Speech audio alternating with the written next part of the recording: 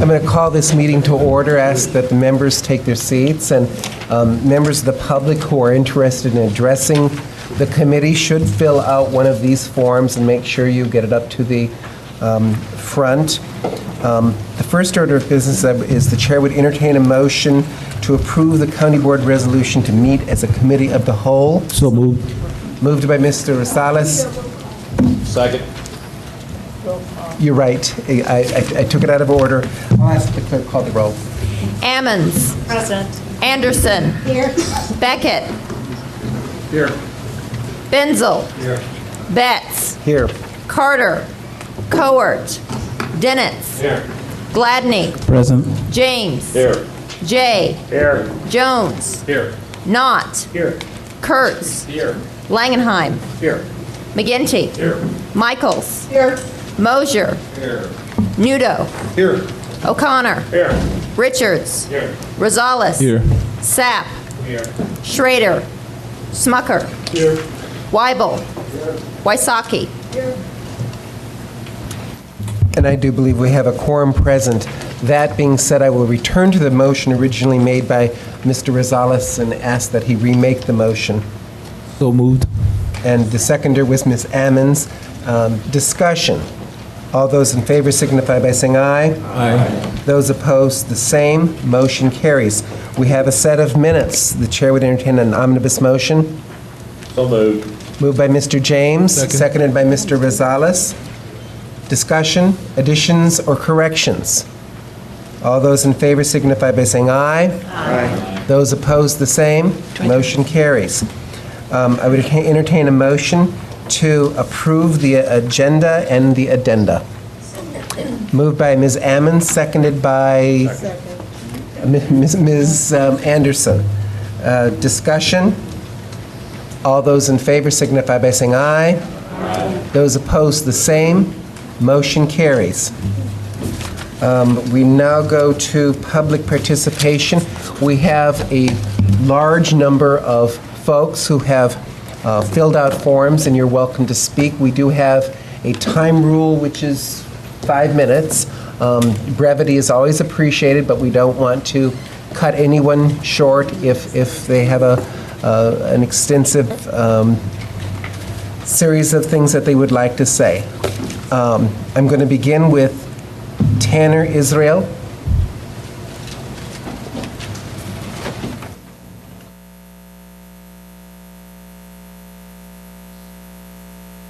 Hi everyone, my name is Tanner Israel and I'm with the Illinois Student Senate for the University of Illinois at Urbana-Champaign. I'm here to talk with a bunch of my colleagues about the early polling place on campus. Since it is mandated, we were, as the ISS, gunning for the Union to be the polling place because of how identifiable it is. It's one of the most identifiable locations on campus. Everyone on campus, no matter what year they are, even the freshmen, they have to know where the Union is. Everyone knows where the Union is. At least 20,000 people walk through it every day. I mean, it's the most known place on campus by far. Even everyone in the Champaign-Urbana community, throughout the county, I mean, everyone knows where it is. It's easy to access. There's plenty of places for people to hang out. So, I mean, everyone's been there before. And it's even been used before for a polling place. I mean, in at 2008 and maybe even after that, it was used. So, I mean, the Union was a very recognizable place, and as a student senate, we feel that it would be a great polling place to have for early voting for students, as well as everyone else in the county. Thank you. Thank you. David Wall.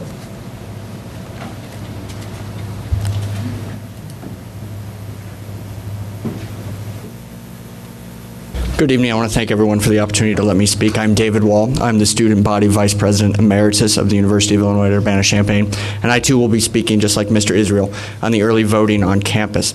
My main issue is with the place that has been selected by the county clerk, Sheldon. I actually teach 2 sections of a Naval Science 101. It's one of the introductory in ROTC. classes. And it's all freshmen, and there's about 40 of them. I asked them all where Gregory Place or Levis Center, which was the original place that was selected, and none of them knew where it was, and that is the major issue. While it's on university grounds, it is not ran by the university. It is an offshoot on university. It is not very accessible by buses, as opposed to the Union, where every bus route runs to it. The problems that were expressed by the county clerk, Sheldon, are the same anywhere that you're going to have: politicking, parking, etc. My colleagues will show the reasons why these reasons are debunked at least. Also, there's an apparent conflict of interest. On September 11th, the News Gazette reported that the principal owner of Gregory's Place is the former GOP county chair.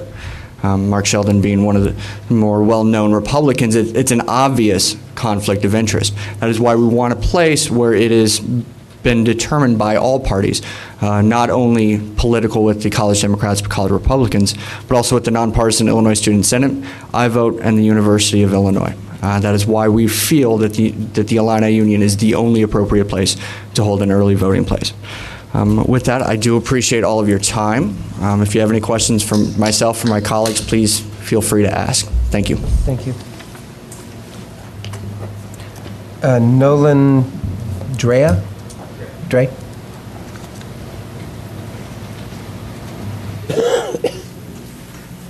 Hi, everybody. My name is Nolan Dre, and I'm the current student body vice president at the U of I. And I just wanted to talk to you a little bit about some of the cost issues of having the early polling place.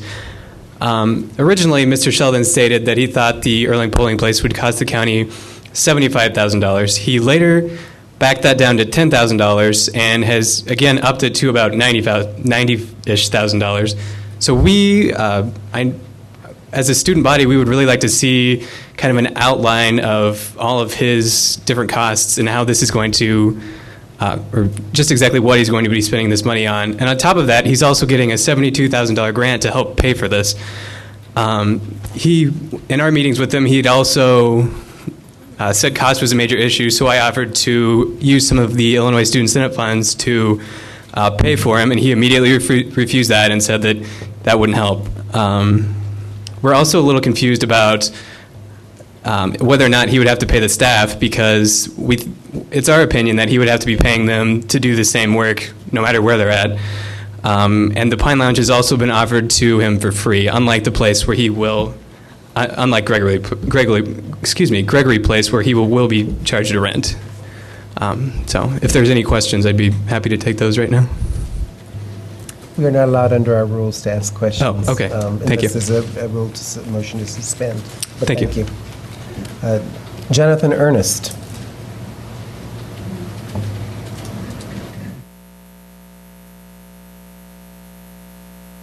Hi, my name is Jonathan Ernest. I'm with the Illini Dems.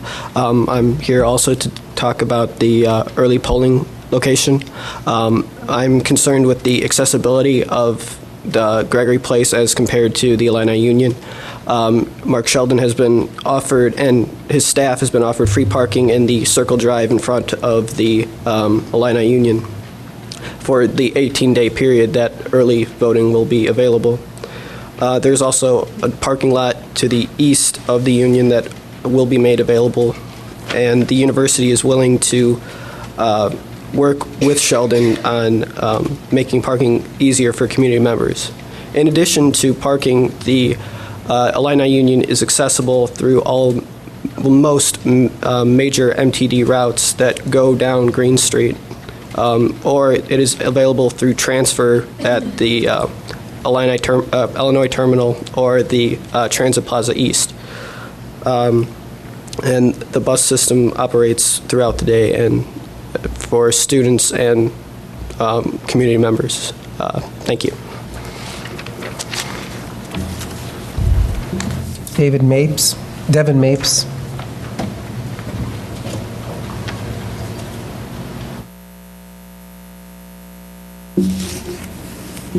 Good evening. My name is Devin Mapes. I am the president of Illini Dems at the university.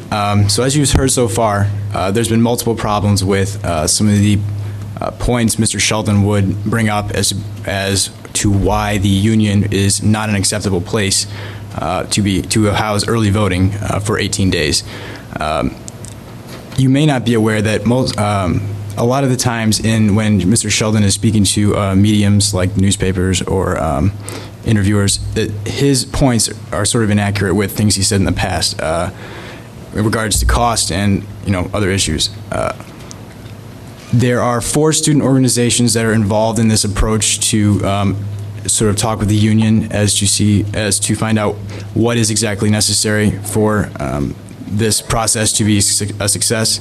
Those organizations are, as you know, Illinois Student Senate, Illini Dems, College Republicans, and iVote. If you're not aware what iVote is, that's a nonpartisan organization dedicated solely to registering people to vote and then getting out that vote for the second. From those 4 organizations, you can tell that this drive is a very nonpartisan and you could also argue bipartisan approach. The students do not feel that there should be any partisan politics in this at all. That has no place here at this table. This is just simply to register people to vote and then get them out to vote, whether that be on Election Day or for the early voting process. The students are in unity, and that fact is important for the simple reason that Mr. Sheldon has admittedly ignored the students in this entire process. He had not consulted with the students at all, and we think that is an error on his part due to the fact that the location for early voting needing to be placed on a campus environment does warrant some consideration to how it will be accessible to students. So with that, I think I'm finished. Thank you. Shana Harrison.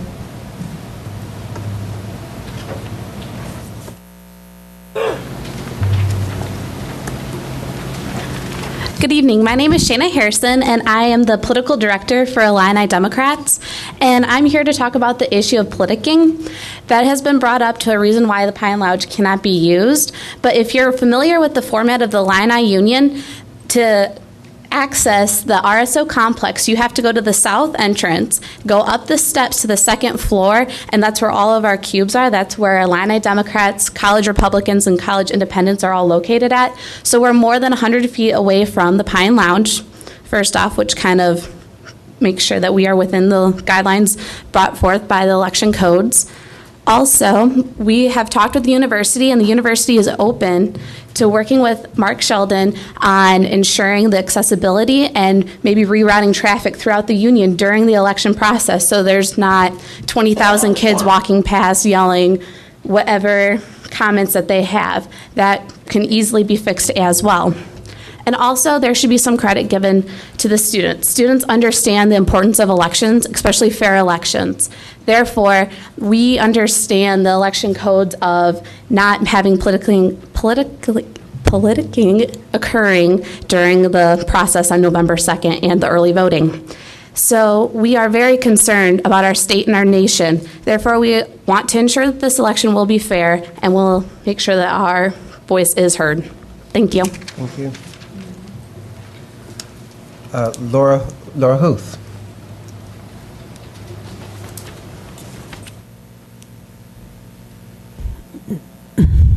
Good evening again, everyone, and thanks for allowing me to address you yet again on the topic of Olympian Drive. I'll be brief tonight.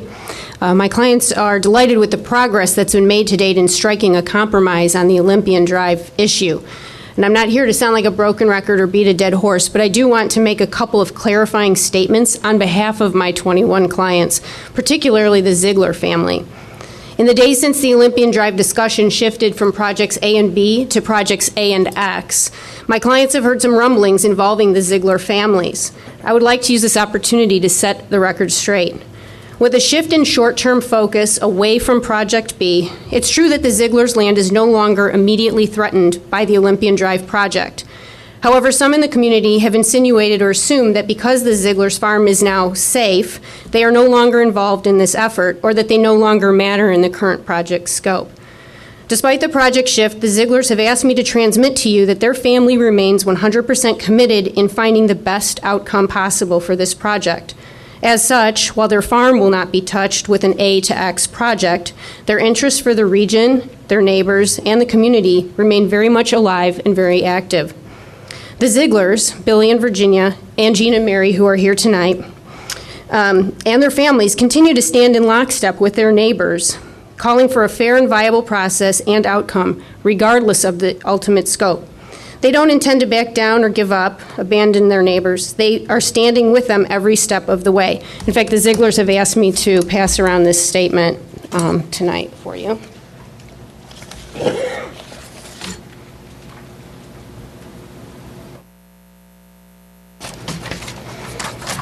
So what is it that my clients are seeking moving forward in this process? We have two requests, both to the steering committee, but also to the newly formed, or soon to be newly formed, county board committee that is going to be studying this project. First, as outlined last week, the first logical step in this process should have been the undertaking of an independent needs assessment and demand study for the project, a real study done by an independent entity studying demand for the overall project. Not a fox watching the hen house. This study must be conducted free of influence, internal meddling, and cannot be tied to a firm or government with any stake in the study's outcome. Such an assessment should have been done before the public engagement process, really. But we say better late than never. Let's jumpstart the process now for getting it done. It should begin with the drafting of an RFP to guide the process and scope, and this should be done with various stakeholders' input and review, including my clients, this body here, local governments, and other outside experts. The study and assessment should review a wide range of data across a spectrum of topics, including route options, demand, safety issues, traffic counts, properties and people potentially impacted, financials, and job and environmental impacts. Most importantly, the data collected would be correlated. No more independent spheres or bubbles of information that alone are rather meaningless. For it is the correlation of the data that will give us the true picture of demand and return on our investment. Without such a study and the correlation of that data, current information, like you saw during last week's slideshow, is relatively meaningless. My client's second request is that at least 3 additional Lincoln to Olympian route options be put on the table for consideration. Right now, all that's being discussed in this regard is a 12-year-old design called the Sweeping S. This design was the product of a study done last century actually, and came from a process that presented 10 potential route options. In this Lincoln Avenue corridor study, these 12 route options were then narrowed to 3, and further narrowed then to 1, the Sweeping S, now known as Project X. I have another handout that shows those 10 and 3 options. That handout is from the Lincoln Avenue corridor study done in 1998. In other words, at one point, this community had 10 different ways to discuss connecting Lincoln to Apollo and Olympian. Why can't we revive 3 of them for re-review up against current times and issues? My clients are confident that there is more than one way to connect Lincoln's terminus with Olympian's terminus near Apollo Drive. The Sweeping S cannot possibly be the only way to connect these 2 roads. Directly impacted by the Sweeping X or Project X design are 7 of my client families and their businesses. Slight or major movement of the road westward can massively mitigate such negative human and business impact. Is it unreasonable to ask for a couple more Lincoln Avenue route options that might lessen human and farming impact and even possibly increase traffic flow and business efficiency in the area? Having such options will only help to create a more solid development plan, as well as rebuild community trust and support for whatever the ultimate project is. In summary, my clients, including the Ziegler families, request that an independent needs assessment and demand study be requested and undertaken for this project immediately. Second, my clients request that at least 3 additional route options be found to consider in making a connection between Lincoln and Olympian's terminus near Apollo. Thank you, and we look forward to working with the newly appointed steering committee. Thank you. Eric Thorsland.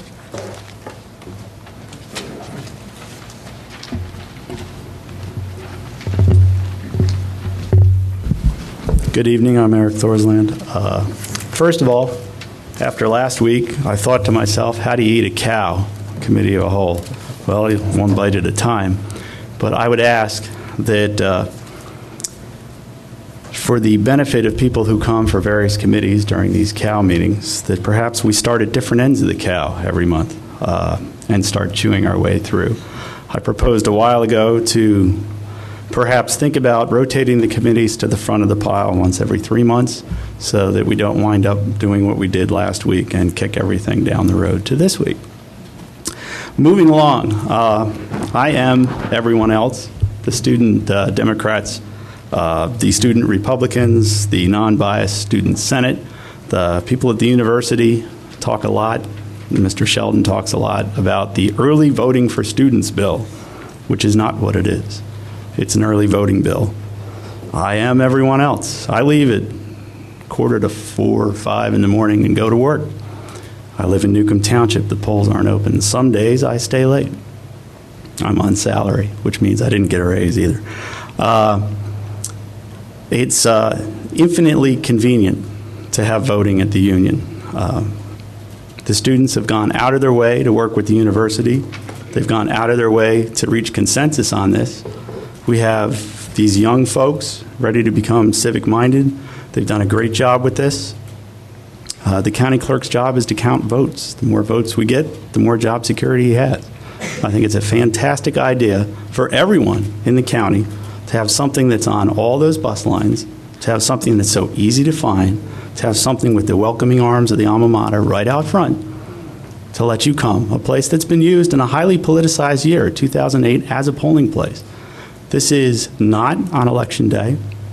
This is before Election Day. We've negated the arguments that I heard Mark make at the Farm Bureau, where he told me it would be about $15,000 to do the early voting. He talked about hot swaps and the terror of having to change one voting machine into different voting places. This has been negated. We've got $70K plus to deal with that. I hear that the university is willing to deal with the parking problem, make it very easy. There are a lot of people who will vote who will not have a parking problem. I travel to the union from my office on a bicycle. And there are many people like me who aren't students, who aren't academics, who are just worker bees, who work a long day. I will be there in line to vote if it's in the union. If it's at Gregory, frankly, I don't know where it is either. I would end with, imagine if it was my uncle that was renting the space to have early voting. Thank you. Tony Fabry.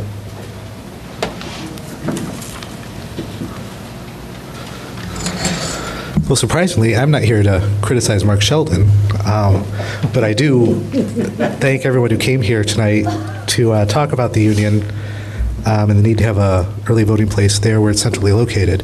I came here tonight to talk about the auditor's office and the proposal on tonight's agenda to place a question on the April 2011 ballot to eliminate the auditor's office.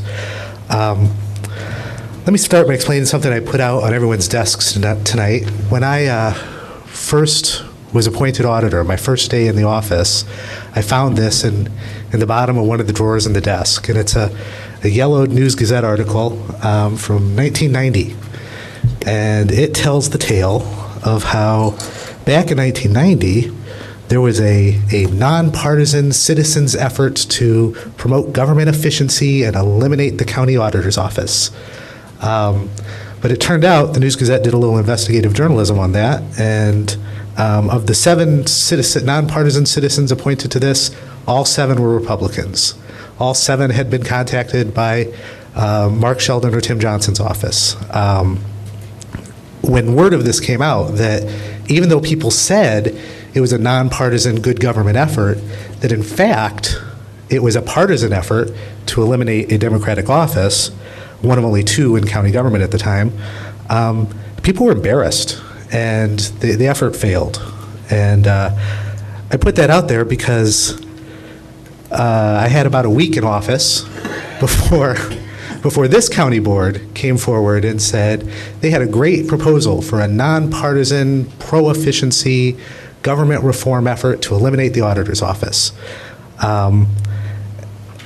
And I believe very strongly that the more things change, the more they stay the same. And that I've talked to several board members. I've had other people talk to several board members. I think you've got the votes to do what you're going to do. And I hope that's not the case, but I'm not here to try to persuade people who have already made up their mind not to put this on the ballot. Hope you don't, but I think the die is cast on that. I'm here to ask you to tell the truth about it. Don't do what people did back in 1990 in sort of an embarrassing effort and claim that this is a nonpartisan good government effort. Because what you're doing by trying to eliminate the auditor's office, by trying to take away the voters' right to elect their auditor, is not good government. It's not nonpartisan. First of all, it's not going to save money. And I know people will tell you it will, but it won't. Later on the agenda tonight, you're going to see the proposals for our outside auditing firm. And I'll bet some of you are ready to blow a gasket over those because they're pretty high. And I think they're fair. I think those proposals are fair. We had two very good firms competitively bid, and they were both in the same ballpark. But those outside auditing firms, they do 2 pages in this document. Our audit produces the annual audit, and now a lot of work. I think the proposals this year were 770 hours of work go into the outside auditor's efforts to verify the numbers that we put in this book. But the result is 2 pages of this. So when you're talking about removing your elected auditor's office and replacing it, some say with an outside firm, some say absorbing it into county government, you're talking about, consider the cost that you're going to be looking at tonight, instead of 2 pages, producing this whole document. And in addition to that, also doing accounts payable for every department in the county, also doing a continuous audit of every expenditure in county government on a daily basis, also maintaining fraud prevention controls and other internal controls in county government. That's what you're getting out of this auditor's office. And think about that when you're looking at the costs of the firm that's going to do the outside audit for the county. So it's not going to save money. And I don't like to bring this up because some people attack me for it, and I don't understand why. But in order to avoid eliminating a position in the auditor's office, I took a $15,000 pay cut last year. I'm taking another one next year, and I do. Some will say, well, that's just because you're an elected official and you're trying to curry favor. And yeah, no, it's true. It's because I'm an elected official. Consider whether somebody that we contract out with is going to be willing to take that kind of personal sacrifice to keep the staff levels in the office at what they believe is required by state statute to fulfill the duties of the auditor. Now, you won't have state statutes, so that might not be an issue. But just think about what you're getting when you get rid of an elected official. I don't think it's nonpartisan. If it were nonpartisan, there are 3 statutorily created offices. And some will say that the voters have a right to determine whether their public officials are elected or appointed. But apparently the voters don't have a right to decide whether their recorder of deeds or their coroner are elected or appointed. Now, those are both Republican offices. Apparently those office holders are spared the process of having to go through referendum. Again, there'll be many other explanations why. But there are only 2 offices in county government that are currently held by Democrats or historically held by Democrats, and there is a long history in Champaign County of efforts to remove this one.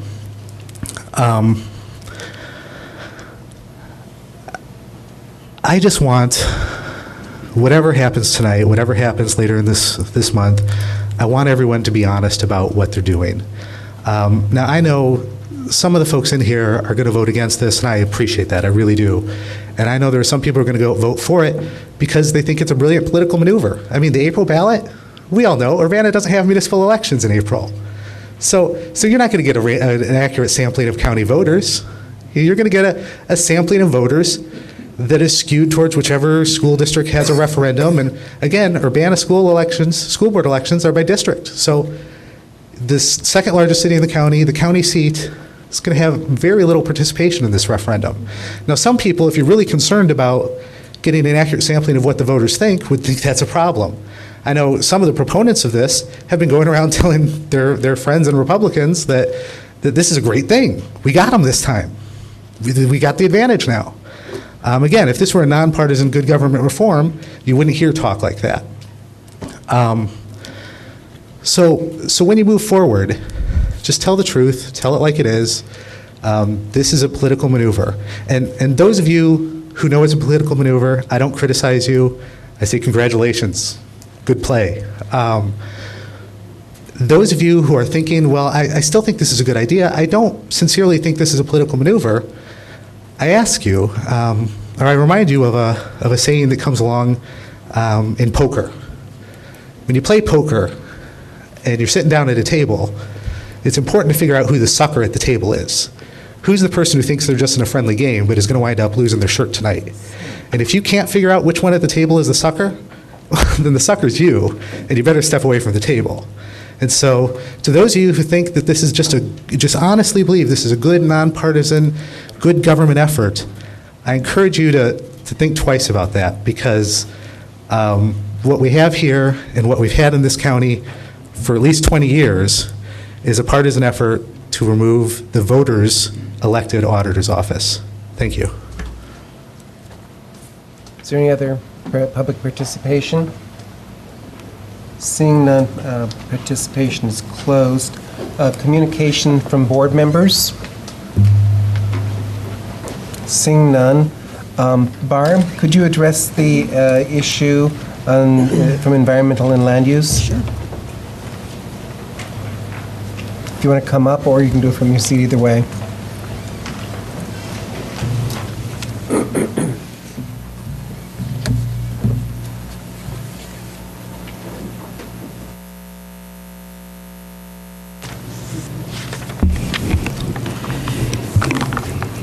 This is an item that was on the agenda at last week's Committee of the Whole meeting, where we literally ran out of time.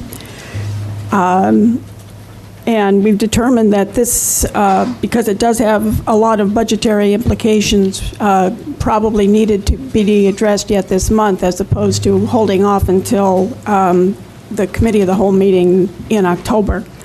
Beginning on page 24, 25 of your agenda book is a proposal from Susan Chevarria of the Regional Planning Commission, proposing a county planning work plan. And this is actually an amended version from last week's, because Susan did not include the percentage reduction that Ms. Busey was asking of all contracts that the county has, and planning is certainly one of those. So I would ask Susan to come up. And I guess we need to start with a motion to approve this plan. So moved. Okay. Motion by Mr. Weibel and a second by Mr. Kurtz. Susan, I don't know if you want to walk us through this a little bit, or if you just want to take comments from the board members. I'd be happy to point out a few items about this, since we did provide an amended version for this week. Back in June, you may recall that we had brought this fiscal year 2011 work plan to you for your consideration. That was deferred until this last meeting last week. We had two new pieces of information since the June meeting that I want to point out. The first, Barb didn't mention, where we had the 10% cut in funding. And so I do have some recommendations on how we might do that, if you're willing to hear those. And then the second change was that the county was awarded $8,325 through the Energy Efficiency and Conservation Block Grant, EECBG, for a building code with energy efficient building design ordinance. And so with that, when the application was done for EECBG, $2,775 local match was required, and the application stated that would come from the county planning contract. And so now that this $8,325 was awarded, we've added that into the proposal for the county planning contract. So if you would follow me to page 25 in the packet, there's a few little captions there on the right side that I've added in since last week to help identify what staff recommends for changing what you saw back in June. So if you look under LRMP implementation, we originally had 875 hours worth $43,750. Because of the 10% reduction, we are recommending that we reduce that to 800 hours at a cost of $40,000. The second item, County Sustainability Initiative, that was originally at 200 hours, valued at $9,000. We recommend reducing that to 125 hours at a value of $6,250. Also, because of the 10% reduction, we are recommending general planning support be reduced to 70 hours from the 150 to a value of $3,500 instead of $7,500. This reduction also includes 55 hours, which would be the equivalent of that local cost match for the EECBG grant, $27.75. Okay, so we've taken 150 hours down to 70 hours for general planning support. And then down toward the bottom, you'll see in underline EECBG grant, we're adding 217 hours, basically moving that 55 hours from general planning support down to the EECBG grant and adding in the rest of the money that was awarded by EECBG as part of the county planning contract. So the bottom line is we originally had 1,500 hours worth, the same county planning contract amount from previous years, $76,169. With the 10% decrease and then the addition of the $11,100 we have from the EECBG grant, we are at 1,488 hours with $76,877 overall. Yes, ma'am. Do you know what that total percentage of reduction would be then for the bottom line? It's 10% prior to the EECBG. Right, but when you add that in, what does it end up being? I didn't calculate it. Yeah. Zero, because the previous yeah, budget was. Yeah. Now I understand what you're saying. I'm sorry. 76,481 was the previous budget. Nothing.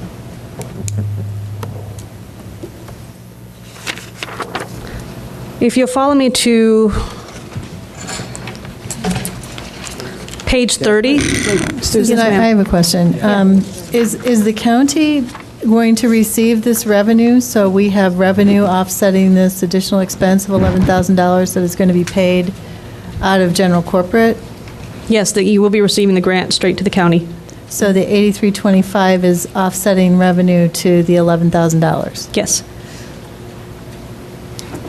Then why are we not adding only 8325 instead of adding $11,000? Because above, I thought you were stating that the match is coming from reducing hours that you'd already presented.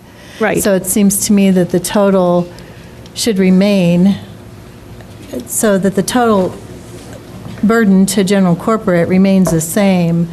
If we add the grant to it, we increase the total contract by 8325, not by 11,000. It's not being increased by 11,000. It's simply we moved the 55 hours from one to another. So I've just taken it from the third item and moved it toward that. So the $11,100 includes a movement of that 55 hours. So you are increasing the fund only by the 8,300. Okay, thank you. Mm-hmm. Mr. Sapp, did you have a question? I think Deb asked the question. I got it answered. Thanks. Mr. Nudo? Yes, thank you. Susan and I spoke today, and I really think what would have made it clearer for all of us was if we would have put in after the total, less block grant of, she has it in change 1, in change number 1 on page 24, that amount, which is the correct amount. So if we'd have put in just a less the block grant, we would have come up with meeting the 10% reduction.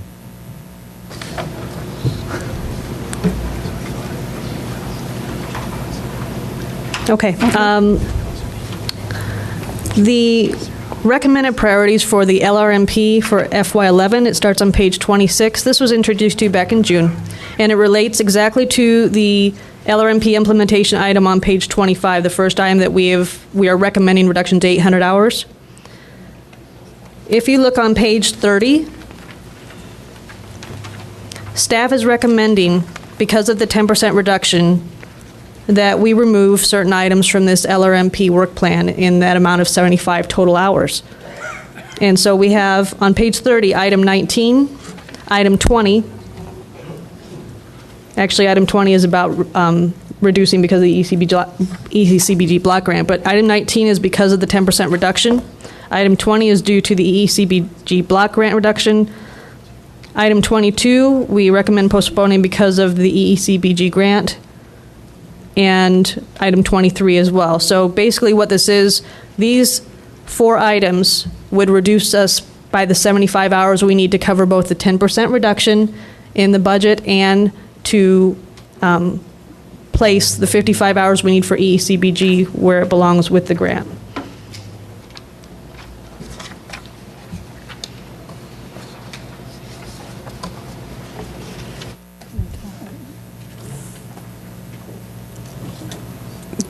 Is there more? I'm here to answer questions if there are any. Mr. Mosier.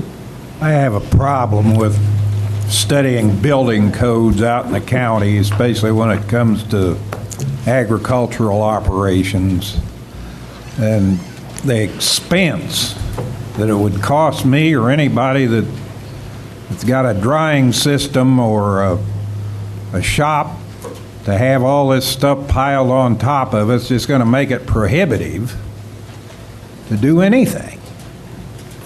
I've got a neighbor out there that got sucked in by the city of Urbana with building codes on a shed that ended up costing him I don't know how many $1,000s because you got to run wiring and conduit, you got to do this and you got to do that.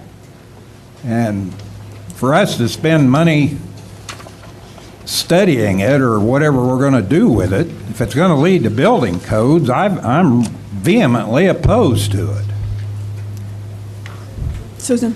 Yes, I'd like to clarify that the ECBG grant application is, and the award that was received by the county is for an actual implementation strategy and feasibility study regarding a building ordinance. So it's not actually creating the building ordinance, it's a preliminary study about what can we do, what do we need to do for the county, and how it most relates to the LRMP and the needs of the county.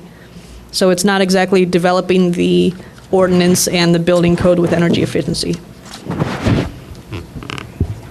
Mr. Weibel? On the same topic, would it be also directed mostly towards residential? That is something that would be determined by that feasibility study. Okay. Mr. James? Well, I was just going to say to Mr. Mosier that, some of the state laws are kicking in that are going to mandate some of this stuff, whether we like it or not. And I hear your concerns because I, like you, hate to spend money. But with that said, I also believe that, when we're moving along in our society, that some of the things that we're looking at are going to be needed. And I would hope that we come up with better ways and more affordable ways to do that. But we do got to protect those. I mean, there's many, many laws that's come into effect. Whether I agree with them or not, I adhere to them to the best of my ability. Maybe not top line like some do, like, the best of the equipment, but I do adhere to them, and I think some of them have helped society in a lot of ways. Ms. Anderson? Along that same line, if you were study and then recommended, it would be brought back to the board eventually anyhow, right? Absolutely. Mr. Nudo? I think somebody was ahead of me over here. You guys? I just have I'm sorry, I'm back on the numbers again. It's just part of me. When I take 19, 20, 22, and 23, that's 135 hours that you're saying that you would rather postpone till later? Is that what you're saying? Yes. That's not anything that's part on this page 25, is it? Those hours are already added into the 25, page 25, that it would cost us this much if we did them? If we were to go along with the recommendations I have in the captioned area on the right, that is the 130 hours. So your suggestion that we could save a little bit if we put these on the back burner a little bit? Is that what you're saying, 6,700? The removal of those items from the LRMP implementation would take care of that 10% reduction and the need to move over the funding for ECBG. But it is included on page 25 at this point? If you take in the captions, yes, it is. Okay, thanks. Mr. Nudo? What I recommended last time, and I would recommend to the board at the appropriate time when these are written up, is that we have special study sessions for this, similar to what we did with the Nursing Home Advisory Board, where we took clause by clause and looked at it. I know a lot of the complaints that we had about the way this was written up, and we had to read and get into all the different parts of the ELEC program was the land use, was that it was just almost impossible to digest. So whatever we have before us and whatever the priorities are that you guys put together, I would strongly recommend that not be a part of our regular board meeting, that we sit down and take a look at this very objectively and spend this as a separate board meeting. And that way, I think we'll have a lot of time to discuss this. The second thing I was going to mention is that on page 32, and again, Susan and I spoke about this, this doesn't foot back to page 25 as far as the hours. So I'm assuming that. Correct. Your bottom line here should be 800 hours with $40,000 instead of what's listed there. All right. Thank you. Thank you. Mr. Sapp? And again, LRMP, we talked about it back in June. It passed. We gave some direction for this. I'm just continue to be concerned about the money we're spending. I mean, we have a budget that's going to be tight and very difficult, and we're going through a lot of things to make that happen. I'm just not sure this is the right time to be spending the money. You know, if we need to put this off for 9 months and re-talk about it and budget it for FY12 or something of that nature, I just think, given the uncertainty of our economic environment, and I know we're going to be asked the question at the end of this meeting about some direction for Deb, and how we're going. What are we going to budget? How are we going to present the budget for next October when she brings it to us next month? We need to really consider: do we want to be spending this money right now? Right now is the only time we have. So I just don't see supporting our contract for $76,000.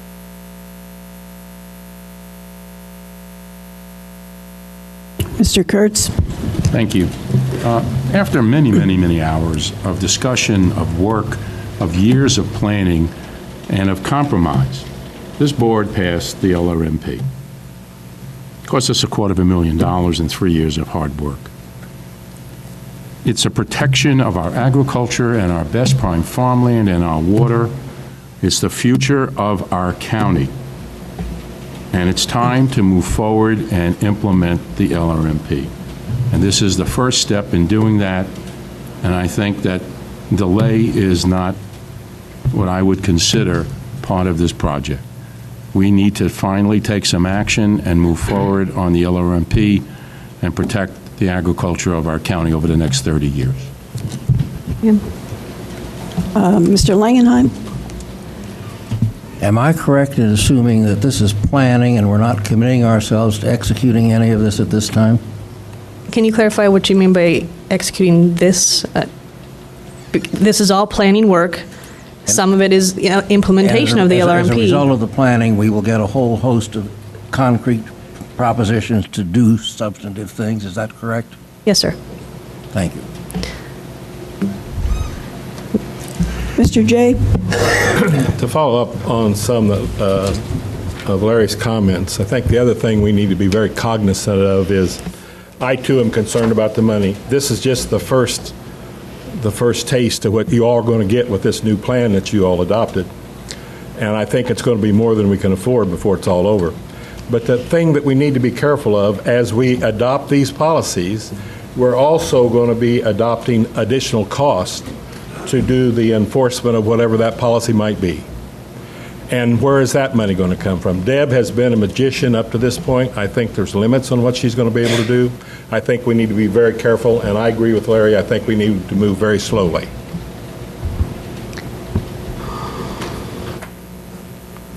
Mr. Beckett? Well, I, for one, recognize the economic situation that we're in, but I stop and think of what would happen if, based on that logic, we just stop doing everything. That makes absolutely no sense to me. Planning is an integral function and part of government. The problems that Champaign County has had, if you look at it historically, has been a lack of foresight and a lack of planning and a lack of commitment to the future.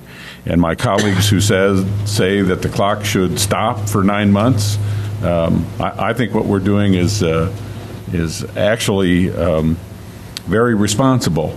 We're acknowledging that planning is an important component for Champaign County, and we're being fiscally responsible in discharging that effort. So I, for one, I appreciate the work that you've done, and I support this. Ms. Anderson? going a little further with what Steve is saying, I think it's really important that we move on. Just glancing down at, it is planning, but it's also implementing. I see right in front of me here the recycling efforts. We know we've had several now that's saving tons and truckloads of things that are being reclaimed and not going into landfills, et cetera. When we heard the budget presentation, I heard Deb say that we're saving on our energy costs. I think it was somewhere around $200,000. If we hadn't looked at some of those things, we wouldn't be saving that. So I think it's important that we look at this, and it will probably, we may not see it overnight, but it will probably save us money in the long run, and I think we need to move forward. I would like to point out a couple things if you'll give me a chance whenever it's appropriate. Go ahead. We'll get to Mr. Weibel after. Thank you. As Ms. Anderson is saying here, we have the County Sustainability Initiative. This is something where our staff seek to help with the energy efficiency costs of the county and the county buildings. So it would be helping you to reduce the costs that are involved with that. We also have the general planning support. By our recommendation, there would be about 70 hours left toward this. I know that you have some redistricting issues coming up here, and this is something where those 70 hours could be put directly to GIS mapping or anything else that you might need help with in that regard. That's what planning services are about. Champaign County Regional Planning Commission did the redistricting GIS mapping work for you the last time around, back in about 10 years ago. It was a major effort, and that is something we can help with again in these 70 hours, or however much you'd like to dedicate to the general planning support in this contract, if you are willing to approve it, can go toward those kind of important issues that can help you out technically. We have the recycling events coordination. We've had 4 very successful events in the last year where we've had hundreds of tons of e-waste go to the right place that's helping out our community. And we also have down here 100 hours toward funding sources research, which can go toward us looking for any grants you need, helping you write grants for all kinds of projects. Whatever department needs the help, we are there to provide it. And finally, the ECBG grant is $8,325. That was applied for by your county planner, and it was received by John Holland Planning and Zoning, but it was the county planner who did that work for you. So we are looking for ways to help you save money, and I think we're doing a pretty good job of it. Mr. Weibel? Ms. Susan just took away some of my statements. Sorry, Pius. The only thing I want to add to is that Mr. Sapp sort of indicated that we would not be able to change this budget. Certainly we can change this budget as soon as it's passed. We've done it in the past. We passed a budget in November, and then January we start looking for ways to cut a budget if we have to. And we can do the same here. So I think we should go ahead and vote on it. If we need to see the reason to reduce this budget or any other budget soon after the fiscal year starts, well, then we can start working on it then. Mr. Sapp? I guess what I'm saying, I'm not saying that it's a good or bad thing. Actually, there's a lot of good things in here. And the GIS, you did some work for us 10 years ago. What happened or whether it didn't happen, I think there's some in here that believe that it might have happened differently 10 years ago when those maps were drawn. And then the grants, and you comment about the one grant in here. Has there been other grant work that you have done up to this point in time in securing grants? I know Mark Sheldon has a grant that he just found for some voting. Did you guys participate in that? No, we did not. We, the one that I can think of is the County Hazard Mitigation Plan that brought in $54,000. That was applied for by our county planner and also administered once the project was received by the county planner. Thank you. Mr. James? One thing I noticed is that there's no contingency set aside, whether it be 5 or 10%, in case an issue did come before this board that we would need some advice on if a need arose, like we've talked about coal mines and windmills and what have you. So I did hear you say that some of them hours could be reallocated. So is there a way to reallocate them if a need came up instead of doing, I think we could, couldn't we? The work plan is at your disposal. It is your work plan, and we follow what you have to say. So the general planning support, while we are recommending cuts because of the reductions, there are still the 70 hours there, and if you wanted to take away any of these other elements and put it toward that at any time, that's, your decision. Okay, well, disposal is just a bad word, I think, then.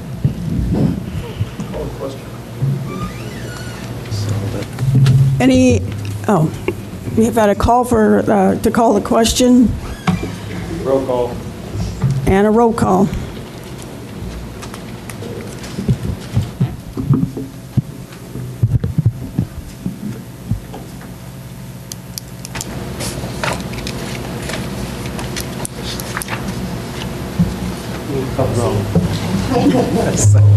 He's waiting for the word. Ammons. Anderson. Yes. Beckett. Yes. Benzel. Betts. Yes. Carter. Coert. Dennett's. Gladney. Yes. James. Yes. Jay. No. Jones. Knott. Yes. Kurtz. Yes. Langenheim. Yes. McGinty. Yes. Michaels. Mosier. Nudo. Yes. O'Connor. No. Richards. Yes. Rosales. Yes. Sapp. No. Smucker. Weibel. Wysocki. Yes. The ayes have it. Thank you for your time. Thank you. Justice and Social Services.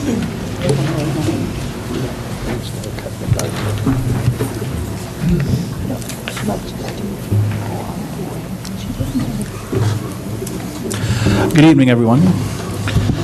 I would entertain a motion to receive and place on file the monthly reports for Animal Control July 2010, Head Start July 2010, Probation and Court Services July 2010, and Public Defender June 2010. Moved by Smucker, seconded by Langenheim. Any questions or discussion?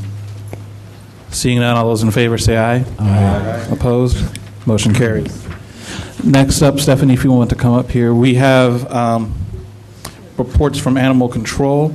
I'll entertain a motion to approve the approval of revised animal control ordinance. So moved. Moved by Anderson, seconded by Smucker. Stephanie, if you'd like to comment. Tonight for your approval is some revisions to the animal control ordinance. These revisions are updates because the state law has changed, and so now we have some new responsibilities as animal control of Champaign County. I did make a short synopsis of the changes.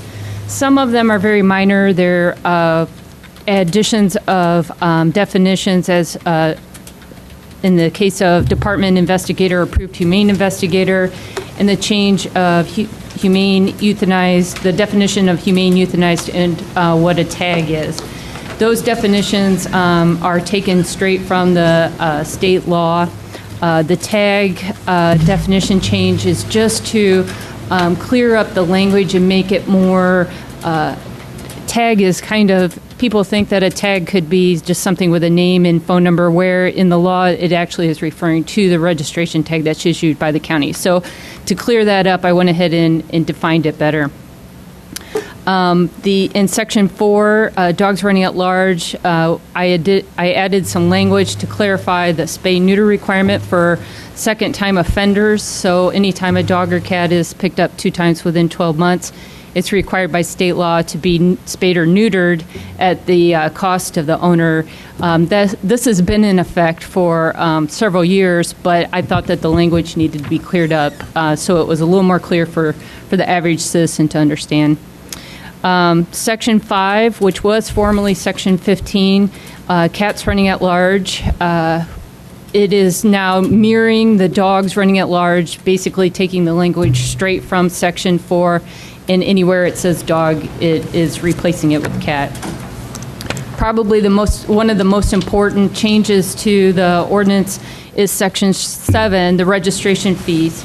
And I'm proposing to increase the fees over a period of time with the final fee increase happening in 2014. The Animal Control Department budget is solely funded by the registration of animals and also with the contracts for service that we provide to the incorporated villages in the city of Champaign and Urbana.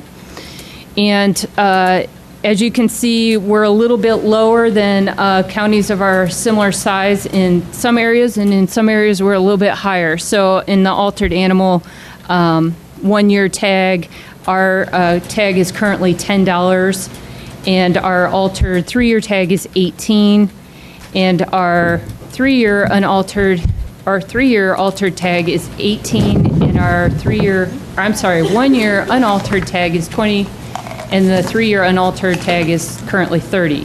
I'm proposing to increase the altered tags by $2 starting January 1st of 2012, and increasing the unaltered tag $3. And then in 2013, I believe it begins January or December.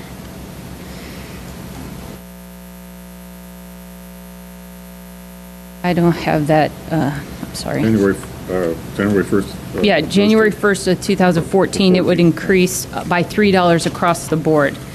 That would give the Animal Control Department a $5 increase for altered pets and a $6 increase for unaltered pets over that 2-year time frame. I did that because we need the revenue to keep continuing to provide the type of service that we currently are providing. But I didn't want to overburden the citizens of Champaign County by adding this $5 or $6 increase to the registration fee, so I felt it was fair enough to split it up. Section C, subsection C of Section 7 also addresses there's a $5 late fee. We currently have that on anyone who registers their pet past the 20 days of the date of the vaccination. I just changed the language to make that more clear. The old language spelled out exactly what each cost would be per tag, and I thought it was more fair to just say there would be a $5 late fee for any animal registered after the 20 days. Section 8 is an increase, deals with our impoundment fees. These are fees that are assessed anytime an animal is impounded in the animal control facility. It's currently $35 for any animal that's picked up by an animal control officer. There is no impound fee for animals that are brought in over the counter currently. I'm proposing to make a $35 impound fee for animals that are impounded, whether by the animal control officer or over the counter.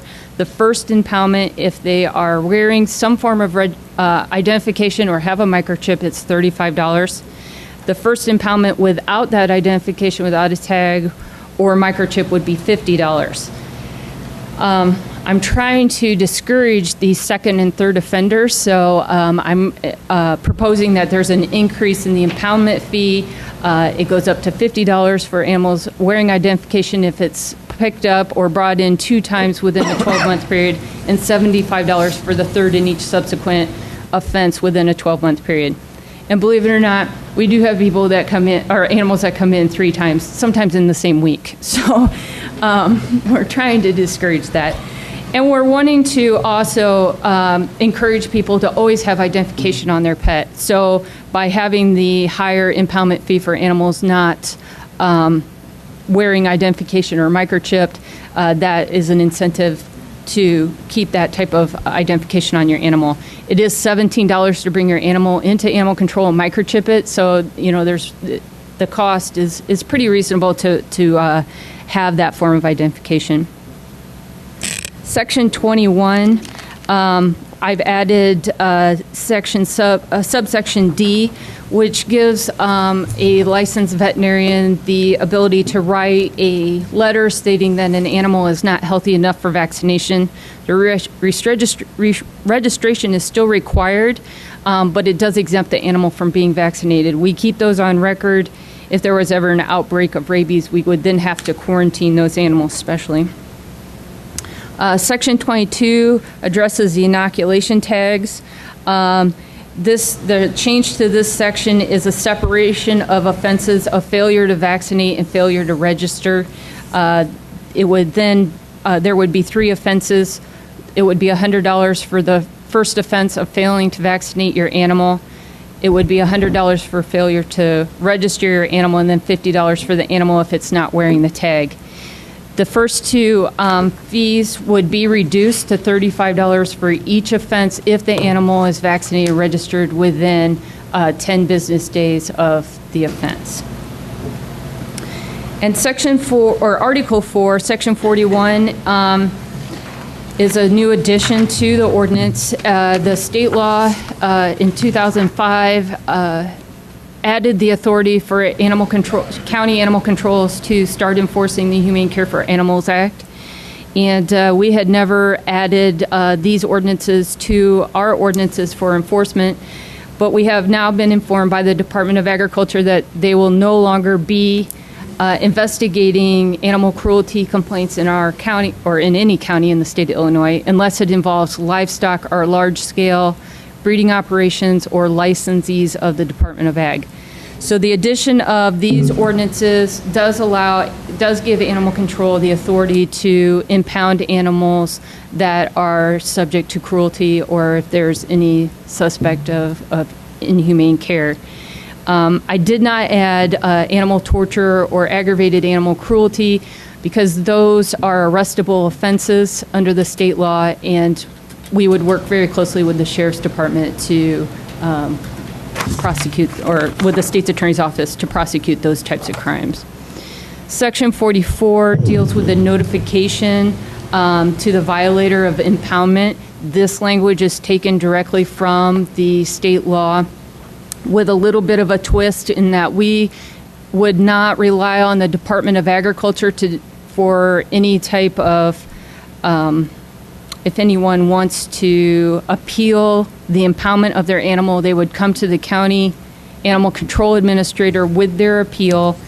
If they, their appeal is denied by the administrator because there's enough evidence that they were inhumanely treating their animal, then they would be allowed to file in the circuit court with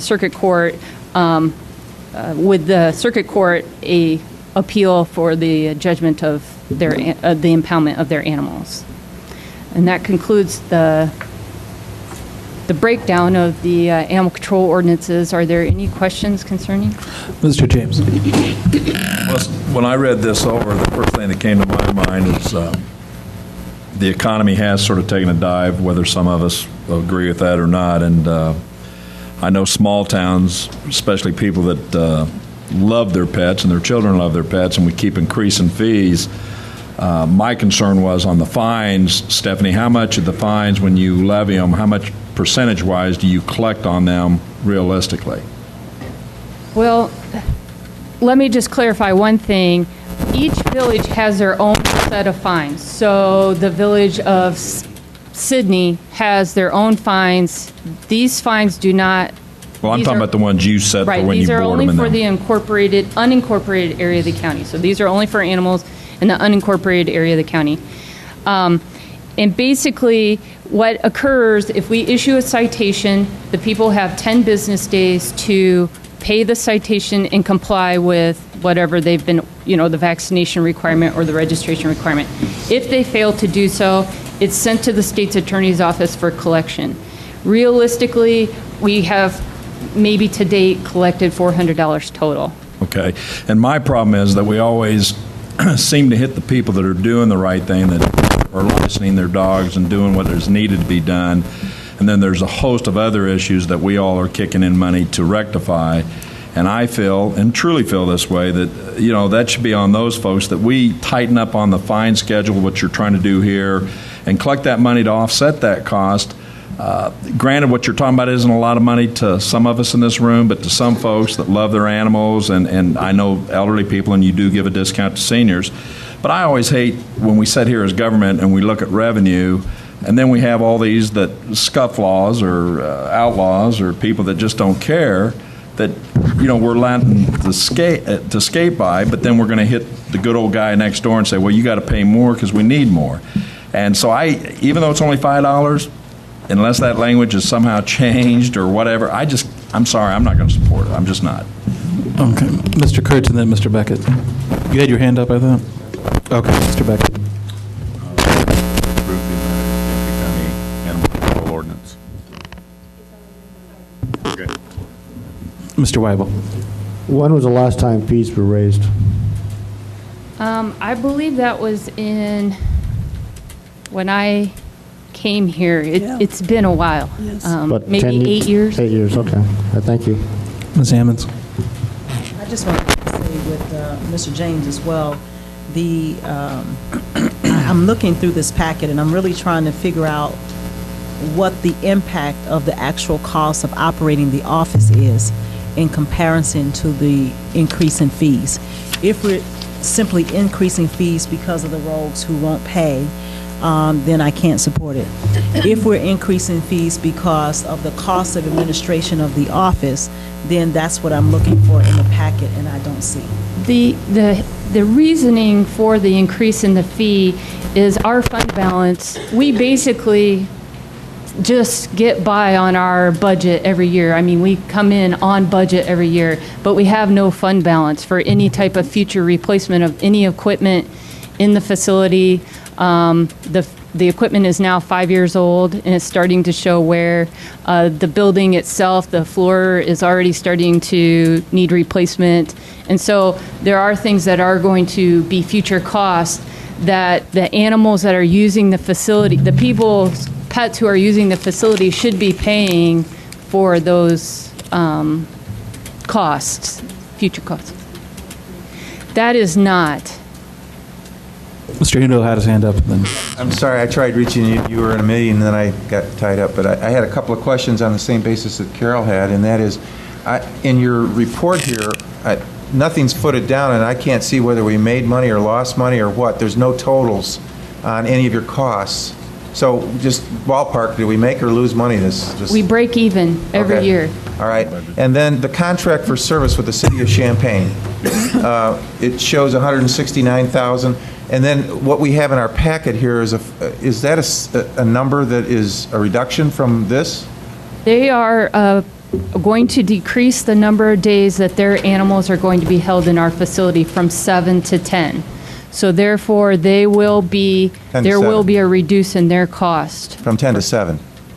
No, we hold animals currently for 7 days, and they're reducing them to 5 days. I'm sorry if I didn't hold there. You said 10. Did I say 10? Yeah. I'm sorry. Well, I guess my point is, here we are letting the city of Champaign, take a reduction, and then we're putting, the public for increased fees. I'm all for increased fines. The things you did in here for fines are fine with me, no pun intended.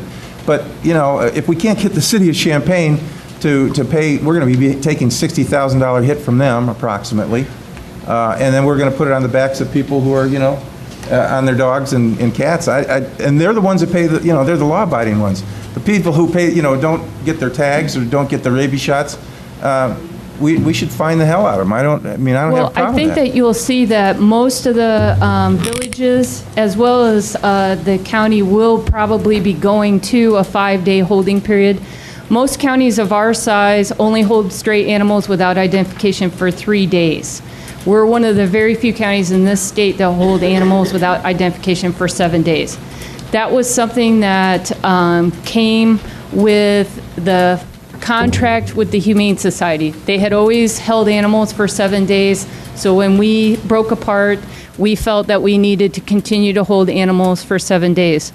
But I can assure you that the majority of animals that are not claimed within 48 hours go unclaimed. They sit there and they eat our food and use our resources.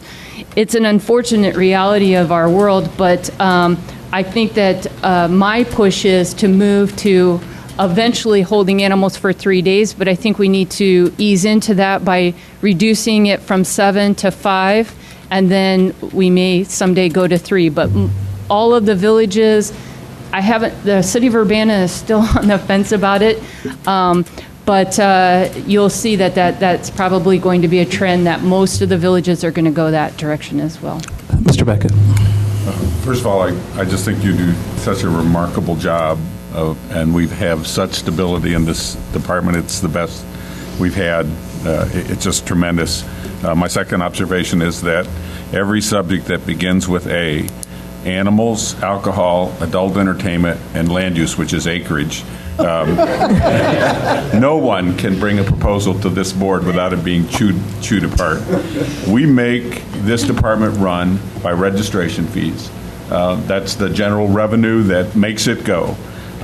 We don't have an assistant state's attorney to collect fines. Can you imagine how much it would cost? And the priority that we would be asking the state's attorney to set aside to collect fines on animal violations. That doesn't make any sense. It makes no sense whatsoever. That the fines are there, of course, that makes sense, and some people even pay them, but not very many. So it seems to me that this is a very realistic proposal, and we ought to vote on it and move on. Mr. James? Well, Stephanie, first, a couple of things of clarification, I hope, because when we started all this and we were on that committee and setting it up, there was some issues with the Humane Society, but I do recall that you requested that we extend the length of time that we held the dogs because we were trying to adopt them out. No, this is a separate issue. Okay, okay, that's fine. But when it comes to money, I'll argue all day with Mr. Beckett. We're spending other people's money and asking for money that people are scrimping like we are to cut budgets and save things. And again, it's not a lot of money to some of us in this room, but those that have children and other things, every dollar counts. And we can make all the excuses in the land. We do it all the time. And we don't have state's attorneys. We don't have this. We don't have that. But then why do we pass stuff? If we're passing stuff, let's put the enforcement tools in there. And I think John Jay alluded to that with the land reuse. It feels good to do all these things, and it looks good on the books, but we got to do due justice, and that's what I feel some of us were elected for. And, Stephanie, it would help. You promised us last time, and I think Al alluded to it, when you do these spreadsheets, total them up at the end so that we have a number to look at. Thank you. Mr. Nott and then Ms. Anderson. It's not in that vote. Thank you, Mr. Beckett. I was just going to point out Mr. Becker forgot one more A, auditor. Thank you. Ms. Anderson. Well, just briefly, I remember when Stephanie came and we were struggling with these issues, and we directed her, and when the comments about Champaign, we increased them that second year, and they were very willing to pay that, and based on the cost. And I think she looks at the cost, and if she came to us and we didn't have fees high enough to cover her office, we would be sitting here complaining that we didn't have the money and that she would have to come up, she's always balanced very well and provided good services, and I think that we need to accept this as it's presented. Ms. Michaels. Okay. I just wonder if they are going to decrease the number of days that you hold the animals, what is that going to do to your budget? Because I would hate for you to lose that income and then not be able to make an adjustment. I guess I'm kind of thinking down the road what we need to do if that happens to several of the villages or whatever. I think animal control is never going to make money. It's not a money-making department. I wish it was. It'd make this a lot easier. But if we decrease the number of days that we hold animals, that decreases the resources it takes to house that animal. And I think you're going to see that across the board, animal control is always going to come just break even, no matter if we hold them 3 days, 5 days, 100 days. Those contracts pay exactly what it costs to house those animals. Mr. Kurtz. First, I want to reiterate Mr. Beckett's statement about the job that animal control does. As past president of the Champaign County Humane Society, we've worked closely with the animal control people when I was president, and I can tell you that they do an extraordinary job. If you look around this town, you don't see stray animals, you don't see stray dogs running in packs. Animal control does a phenomenal job. The 7-day hold period was simply because we wanted to cut down on putting down animals. We were hoping, too, that we could make sure that these animals, more and more of them were adopted out so that we wouldn't have to put them down. It's more of an emotional issue because many people who own their dogs become part of the family. And when someone loses a dog or a dog is a stray, we want to try and keep the dog as long as possible so that those people can reclaim what I would consider a loved one in their family. So I feel that what you're doing right here today is necessary for us to keep the animal control department working at its optimum, which you do on a regular basis. So I thank you for that, and I will support this ordinance change. All right, any further discussion? Roll call. Okay, thank you. All those in favor? Aye. Opposed? Aye. Okay, motion carries. Next up, I'll entertain a motion for the approval of an intergovernmental agreement for animal impound services with the City of Champaign. Moved by McGinty, seconded by Richards. Stefan?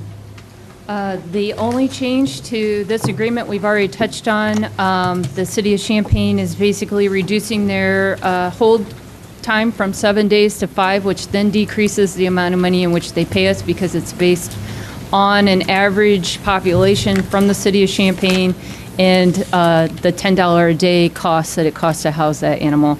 That's the only change, or I guess there is one other change in that we will now be charging them $10 a day per animal for any animal that's required to be held past that 5-day period.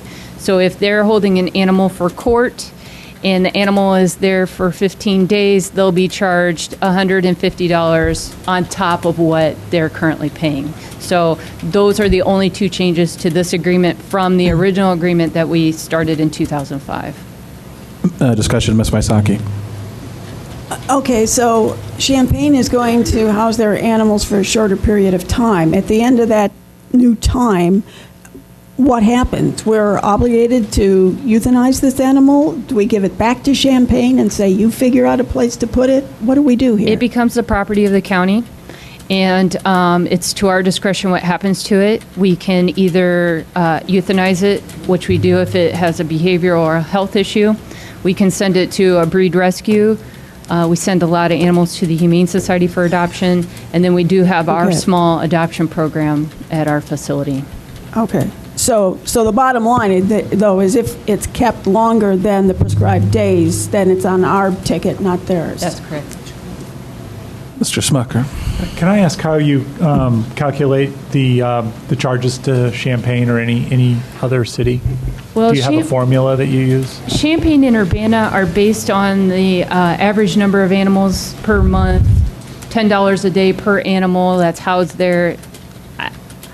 I'm not a mathematician or anything of that nature, so that figure is based on the $10 a day cost, which is what our cost is to house an animal at the animal control facility, and then their average number of animals the previous year. So whatever their population was the year before, that's what the next contract is based on. And we do derive $10 a day from assessing our total actual annual costs for everything done by animal control, separating control services from impound from registration, and then calculating the per dog per day cost, and that's how we came up with $10. So it's based on our own actual costs and an assessment of it at the end of the fiscal year.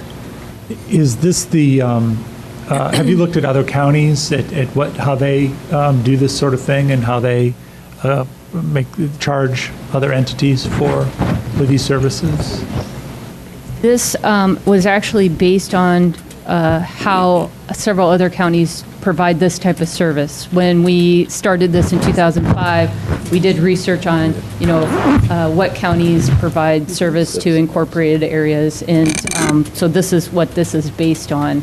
I will tell you that the impoundment agreements for all of the other incorporated villages, with the exception of Champaign and Urbana, are based exactly on the number of animals that are housed. There's no average, and they get a monthly bill of however many animals were impounded that month, and the number of hours per service that we provided for them. I would encourage you perhaps next year to look at other counties and just look at what they're charging, per hour or whatever, just to bring us that kind of information, because it'd be interesting to know if we're under or over. Any further questions? Ms. Ammons. I'm reading back what we had in the previous one, where it was $15 a day for boarding. Is that the same fee that we're charging Champaign? And if so, why is it $15 here and $10 a day? The city of Champaign, the cost is based on what it costs us. It costs us $10 a day to house one animal. The city of Urbana and I believe the city of Champaign are both, or the city of Urbana currently charges the citizens $15 a day per day for board. So they're making $5 on every animal that's impounded in the animal control facility that's reclaimed. The city of Champaign will be doing that as well. So the county then also will be charging $15 a day for their boarding fee. You'll see that the Village of Savoy and St. Joe and all, as their contracts come up, they're probably going to increase their fees to $15 a day as well. Okay, any further questions? All those in favor? Aye. Opposed? Motion carries. Next, you all should have received in your packets the animal control report for 2009. I'll entertain a motion to receive that report and place it on file. So moved. Second. Moved by James, seconded by Rosales. Don't be surprised. Stephanie, do you have any comments on this report? I'll answer any questions you have about the annual report. I'm sorry, Mr. James, I forgot to do the totals. When you said that, I remembered you telling me that last year, but I forgot in the time frame between. Just don't blame me, throw Pius in there. I just want to say, it's a good report. You give us a lot of data. It's easy to read for us that need reading glasses, and I do appreciate all the effort you put into it. Thank you. Okay. Any further discussion, any comments, questions? Seeing none, all those in favor? Aye. Opposed? Motion carries. There's no chair's report or other business. Both the action items had no votes, so they don't go on consent. That is all for justice. Have a good evening. Thank you.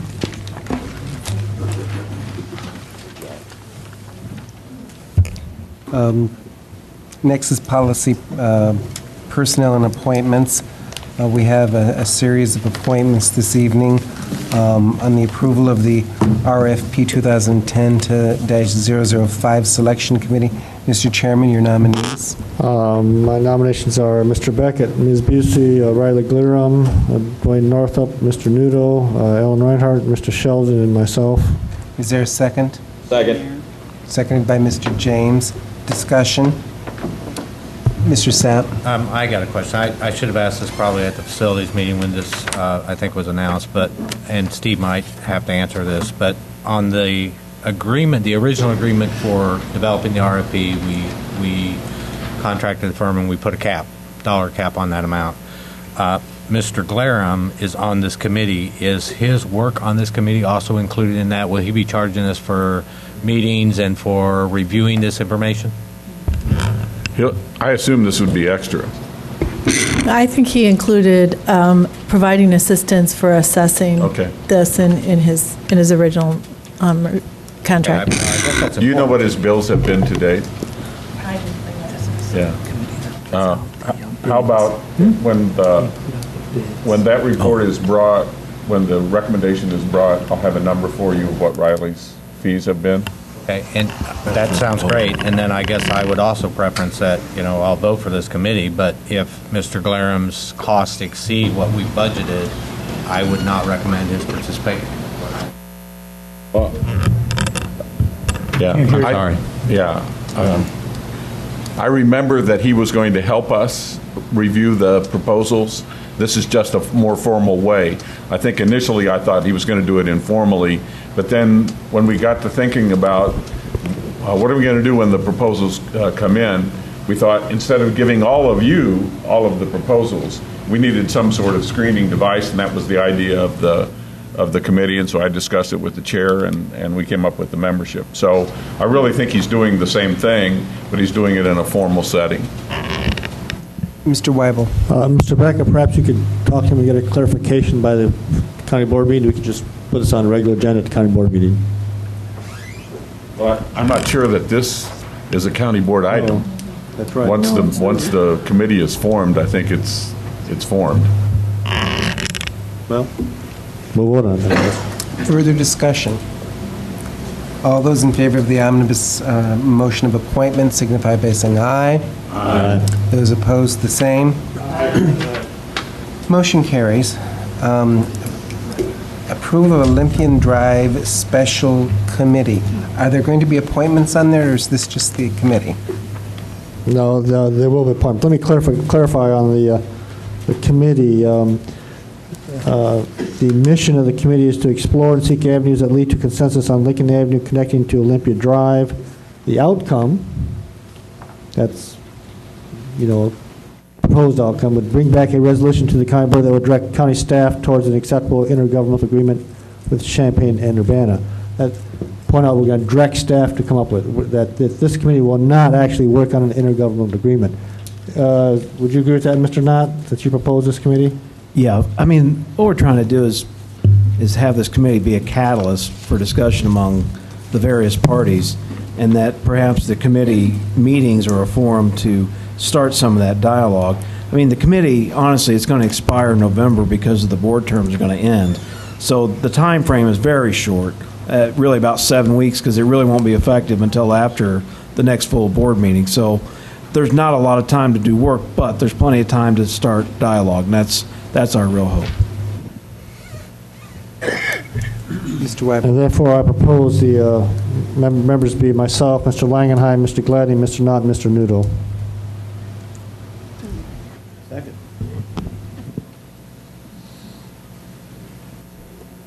I've got Langenheim, Gladney, Knott, Nudo, and Bible. Okay. And that was an omnibus motion, and that was seconded by Mr. Knott. Discussion. Ms. Ammons.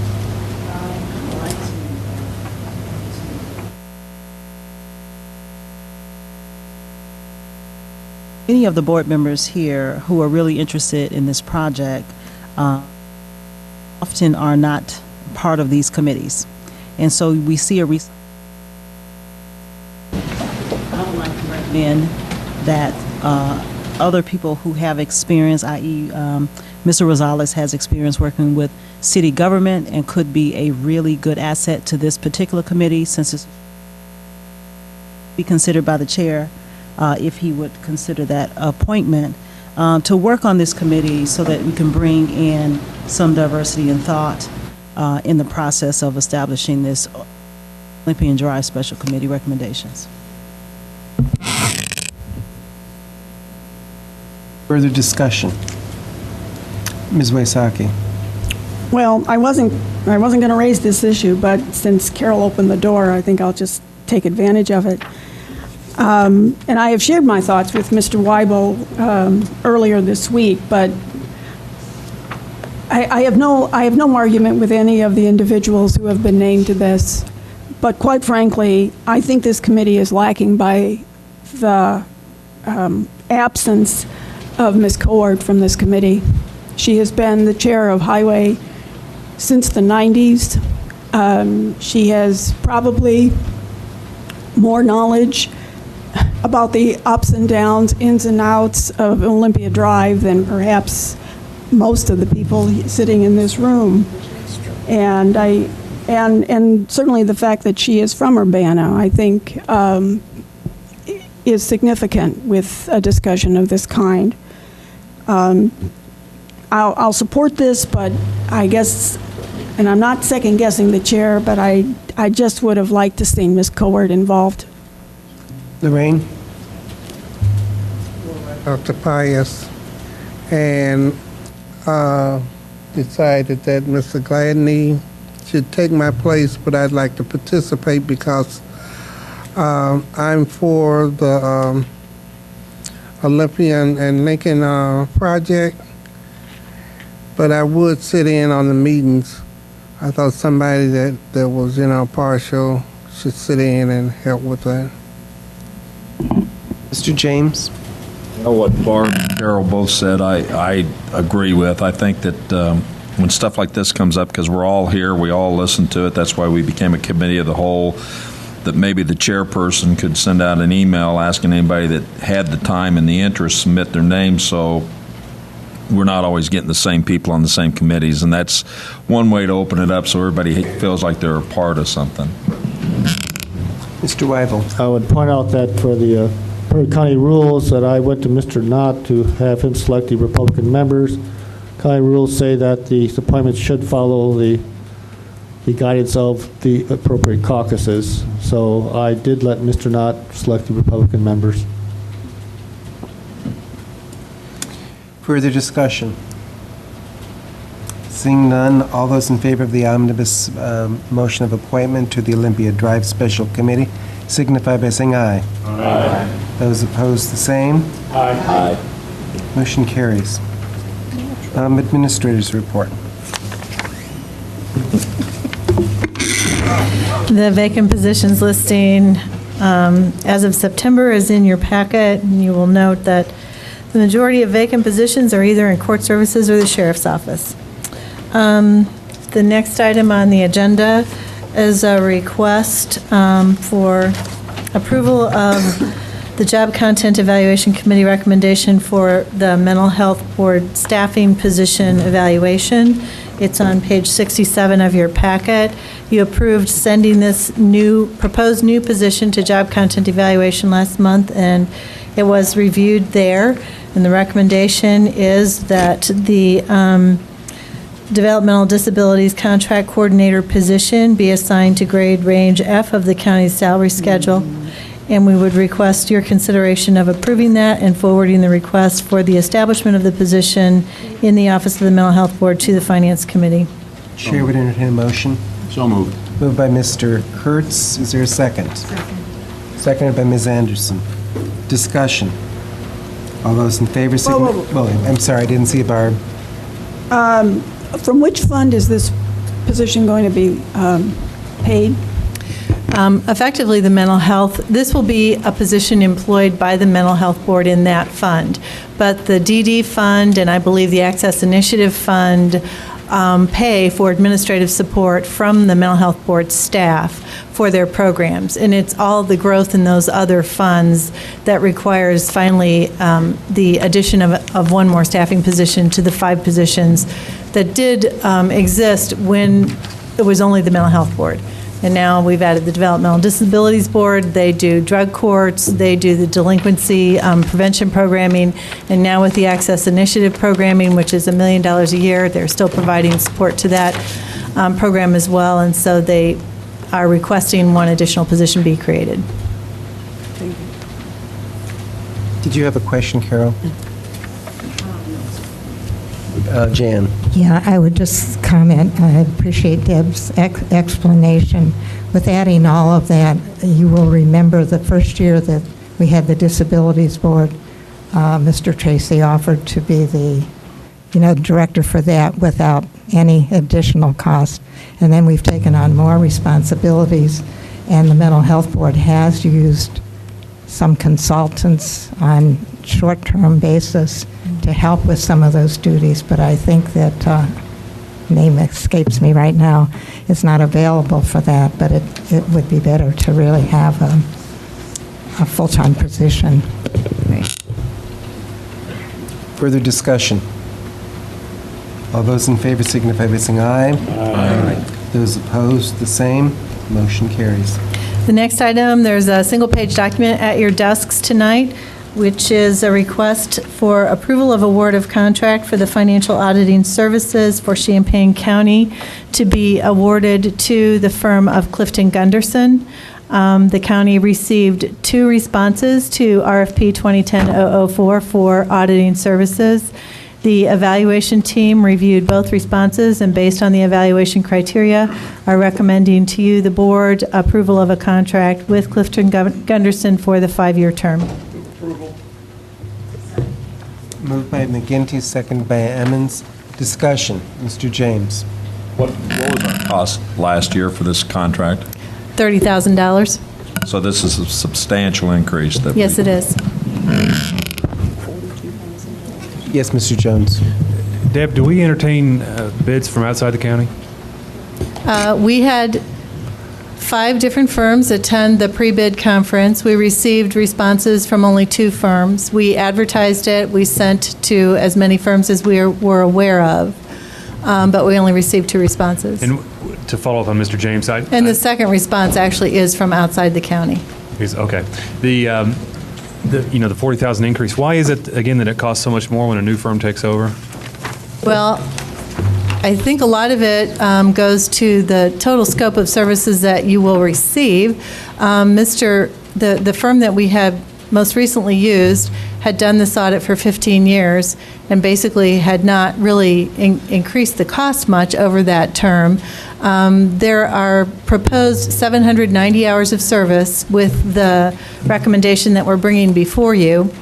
The second proposal was for 846 hours of service to provide the work that is being requested.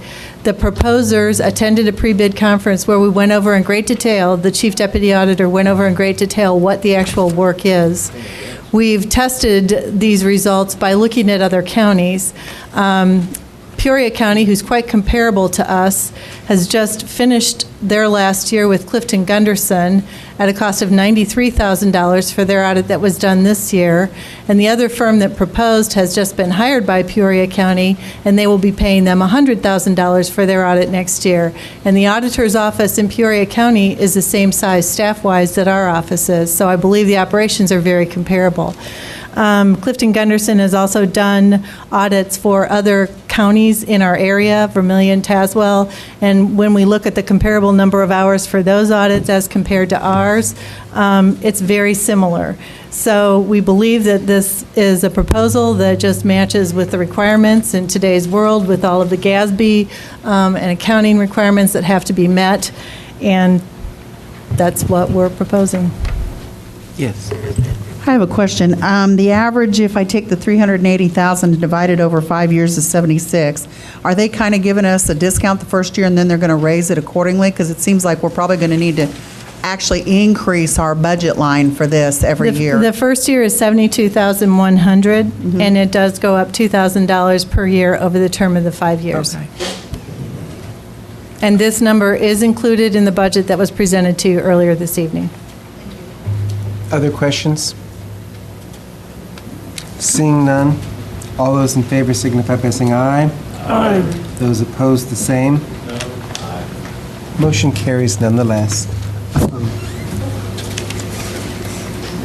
Final item. You'll probably recall earlier this year you approved the acceptance of a grant to upgrade the equipment at the county's Emergency Operations Center. We're at the point of being ready to spend that money and do that upgrade, and it requires a bid to purchase the equipment that is required. So I'm here to request your approval to release a bid for the purchase of that equipment. Chair would entertain a motion. So moved. Moved by James, seconded by Sapp. Discussion? All those in favor signify by saying aye. Aye. Those opposed, the same. Motion carries. County Clerk Monthly Fees Report. I would entertain a motion to receive and place on file. Moved by Ammons, seconded by Mr. Rosales. Discussion. All those in favor signify by saying aye. Aye. Those opposed, the same. Motion carries. Chair would entertain a motion to approve the acceptance of an Illinois State Board of Elections Phase 3 Grant Award. Well moved. Second. Moved by Mr. Kurtz, seconded by Mr. Rosales. Discussion. Yes, Mr. Can I have an Smith. explanation of what this grant is? Is this a grant, like a quarterly grant that we get from the state to fund voter registration and so forth? I can't explain to you what it is because I don't know. Ask the county clerk to.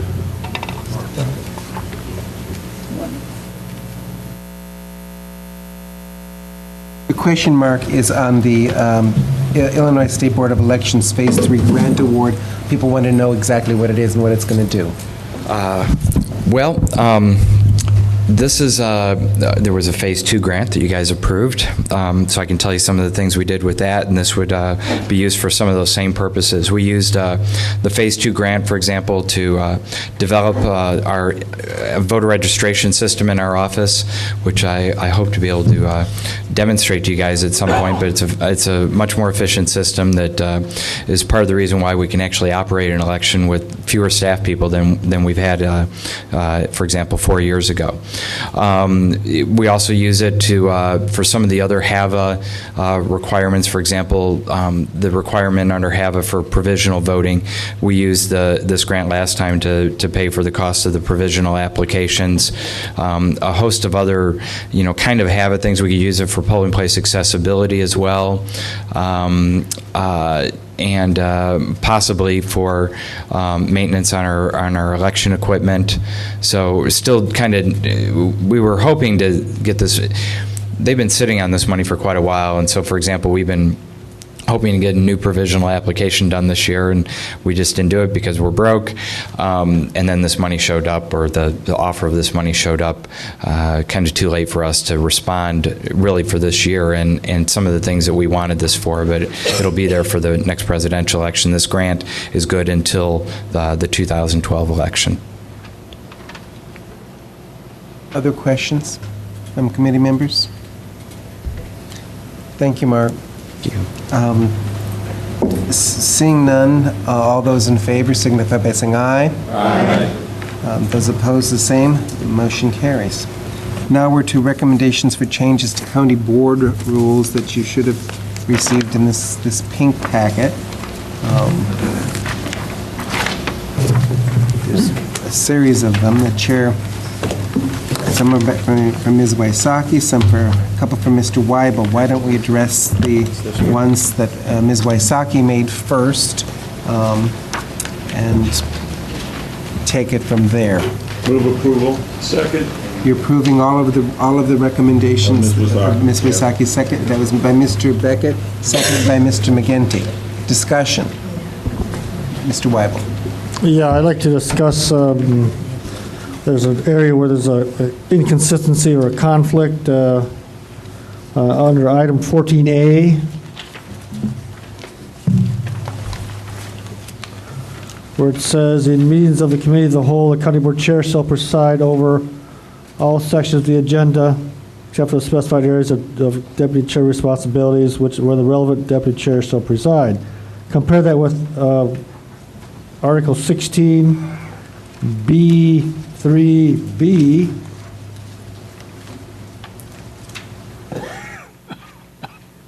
where it says that the second committee of the whole, the chair of this meeting shall be determined by the county board chair, but shall be one of the deputy chairs with business before the committee of the whole that evening. The other deputy chairs report out the business of the area of responsibility. The question is, which way does the board want to go? One, it says the county board chair says presides over all sections of the agenda, except the other one says we can have the deputy chair start and end the meeting, sort of like we do it now. I don't see it's inconsistent at all. I don't see it at all. I see the portions of the agenda where the deputy chairs have responsibility. They preside, otherwise the county chair presides. So I don't see any inconsistency.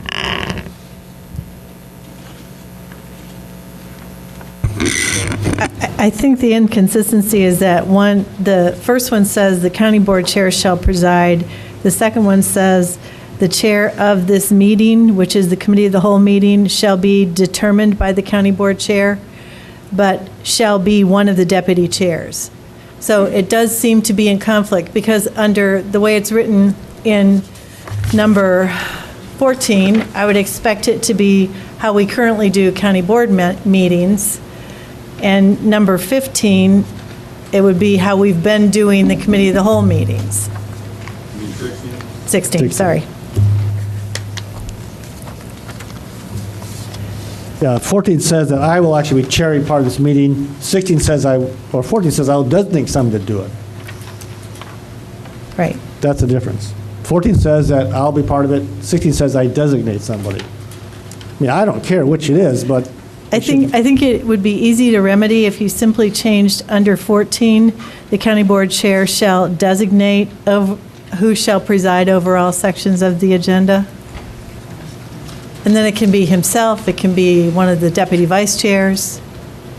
I'll accept that as a friendly amendment. Is the seconder amenable? Mr. McGinty's amenable. Further discussion. So I changed the language. May I clarify? I changed the language. The county board chair shall designate who shall preside over all sections of the agenda.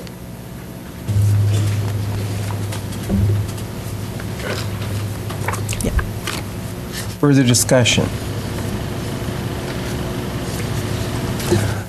We ready to vote? All those in favor of what I'm going to call the Wysocki recommended rule changes signify by saying aye. Aye. Those opposed, the same. Motion carries. Now we have the Pius Weibel recommended rule changes of August 27, 2010, and then we'll have the 30th. Mr. Weibel. Need a motion. I'll move. I guess I'll move approval. Okay. Then I'll second. Moved by Beckett, seconded by Weibel. Mr. Weibel. Oh, just like to point out a grammatical error on page 19, 15D. If the county board chair abstains in a voice vote, or take out the word "in," does not be the "in" there, or to break a tie. I think we can say in order to, but just to break a tie is fine. So take out the word "in."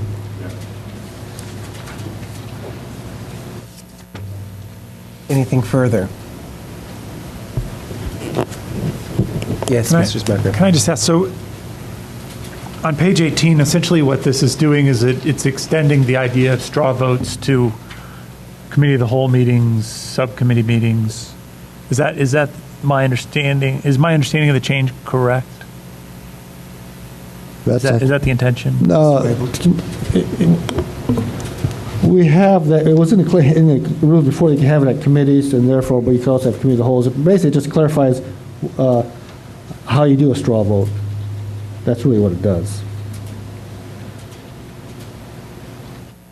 What was the reason that we been hesitant to do straw votes? Because I thought there was something in Robert's rules or something. Well, that was at a county board meeting. The problem is there are no rules where you have it at a county board meeting.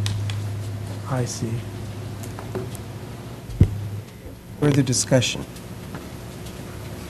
All those in favor signify by saying aye. Aye. Those opposed, the same. Motion carries. The next rule change of the 30th of August. Chair will entertain a motion.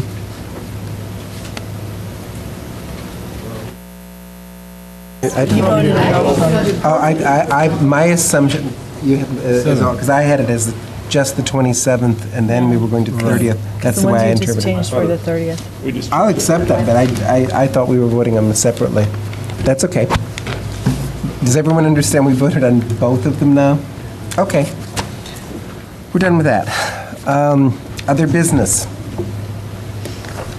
There's a resolution to place the question of elimination of the elected office of county auditor in Champaign County on the April 2011 election ballot. Chair will entertain a motion.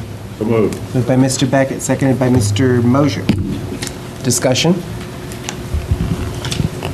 Mr. Beckett. Thank you. I'd like to comment in light of the comments that the current auditor said. First of all, I find the article that he found interesting and completely inapplicable to the present situation. I don't think this is nonpartisan. I think this is bipartisan. I'm a Democrat. I have been concerned about the operation of the county government. We went through a long process of review that included the potential review for action by this county board about the recorder's office and other offices, including the coroner's office. And we determined after that long process of review that an item would be placed on the ballot for the voters to decide, not the county board to decide, but the voters to decide. It isn't our office, it's the voters. We made a mistake in that process, or as Mr. Nudo likes to say, I made a mistake in that process, because when we found out that Mr. Klein had pretty much snookered us, and I talked with Mr. Nudo, he said to me, well, you're the lawyer. And he was right. I was the lawyer. And so I find it really ironic that Mr. Fabry would stand up at the podium and accuse us of playing politics and say that we're using this April election when we could have had a full general election in November if Mr. Klein had simply come forward and said, hey, there's a screw up in this, you guys ought to straighten it up, because we would have straightened it up. We did want it on the ballot in November, and it was only the fact that nobody pointed out to us that there was a problem. In another interesting irony or switch, Mr. Fabry points to this article and in essence talks about actions that Mr. Sheldon had taken. The only one who apparently pointed out that there was a problem with the previous resolution and the ballot question was Mark Sheldon, who wrote a letter to Pius Weibel pointing out that there was a problem because there'd been a blank in the ballot question. And I think Chair Weibel's reaction was the same as mine when I saw that and heard that was, well, that's silly because we had talked about it in debate. They'll fill in the blank, you know. But if somebody had brought that to our attention, I guess we could have looked at it again. So it was a Republican who was pointing out that there was a problem with the resolution. The issue has come up because of an analysis of whether or not this professional office, it's a professional office where a financial professional is likely a good officer for the county, that the question came up, should the voters be allowed to decide? Not that we're eliminating the office by fiat of the county board, but that the voters should decide. Would I have preferred it to be at a November election? You bet your life, I would have. But now, because of the action that the premier Democrat in Champaign County, I guess, has taken, that was taken away from the voters. They don't have the opportunity to do it at a November election. And so the choice is to wait to the next general election in November. Well, then that pretty much assumes that there'll be another term of auditor, even if the voters were to decide that the office would be eliminated, unless there's some strange twist where somebody runs for the office of auditor, gets elected, and is immediately not an auditor because the position's been eliminated by action of the voters. That makes no sense. So the April election is the next logical general election in the county, and that's what I propose in this resolution. I actually asked my fellow Democrats, and I tried to do this with one of the members tonight, but I could tell that, in fact, there has been politicking going on, and I heard from other members of my party that there has been politicking where Democrats are putting pressure on Democrats. For God's sake, don't vote for this. Goodness sake, this is our office. This is our party's office. Actually, I think the Republicans are making a terrible, terrible mistake here. They ought to just let this go because they're virtually a shoo-in at the next general election to win the auditor's post. But the Republicans that I talk to don't talk about this in political terms. They talk about this in terms of what is right for the county. What is right in terms of this being a professional office in the same breath that the county highway engineer is an engineering professional, and this office ought to be held by a financial professional. I think that if the voters were to decide that the elected auditor's position should be eliminated, the county can create an appointive office that will discharge these financial duties and other financial duties, and actually broaden it in almost a CFO kind of context. So I don't think there's any sucker at the table. If there was a sucker, I guess it was Mr. Klein, because he thought he was being cute, and it may end up biting him where he doesn't want to be bit. Mr. Langenheim.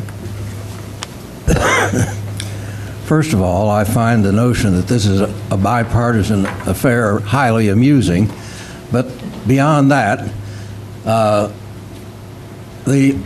elected auditor is we've had an appointed, hired professional accountant in the auditor's office for many, many years. The elected officer is a line officer, not a staff officer. He determines policy. He overlooks what we do and tells us when we're getting out of line in fiscal matters. He is not necessarily an accountant. He does this. I can remember one instance where he came into the Highway Committee meeting and told us to our face that we were violating regulations when we tried to put the little bridge across the reflection pool in front of the new highway building on the highway budget. That's what he's there for. An auditor that is appointed by the people whom he is auditing is beholden to them. We have plenty of evidence of that in the corporate world. And the notion that we should run this government like a business is a first step on the way to corporate government. And corporate governments earned themselves a very bad reputation 50 years ago. Other questions? Ms. Anderson? Well, I find it interesting that Steve says that he hears that we've been pressured. I haven't had anybody speak to me about this since it's been put on. I read in the paper often that the whole board has been polled on certain issues, and I asked some of my fellow members, were you polled? No, and I wasn't either. These broad strokes just kind of drive me crazy sometimes. But if we really wanted to be fair, we had the hearings on the 3 offices, and as I remember, and I attended all of them, it was overwhelming to keep this auditor's office an elected office. But we ignored that and decided we would put it up. However, with the recorder of deeds and the coroner, we felt it fine that we would keep it, even though that could have been put before, and we had groups within the community. I think the Chamber and the Farm Bureau wanted to vote on all 3, but we chose only to have the auditor's office. So I just do question how we arrived at this, and I will vote no. Mr. Richards? Just want to say is I'm going to tell the voters that a vote for this is a vote against accountability with county government. We certainly could use as much accountability and transparency as we can get. We've had a nursing home that was under federal investigation, may still be under federal investigation for all I know. And let me also disagree with Mr. Beckett on how I see the office, and agree with Mr. Langenheim. This is a political office. Of all the offices we have, they're non-statutory. We need an elected auditor. We need somebody who's able, theoretically, to stand up and be accountable only to the voters and not to us, as opposed to a recorder's office or coroner's office, where that's not as important, because that doesn't really come into what happens in the job.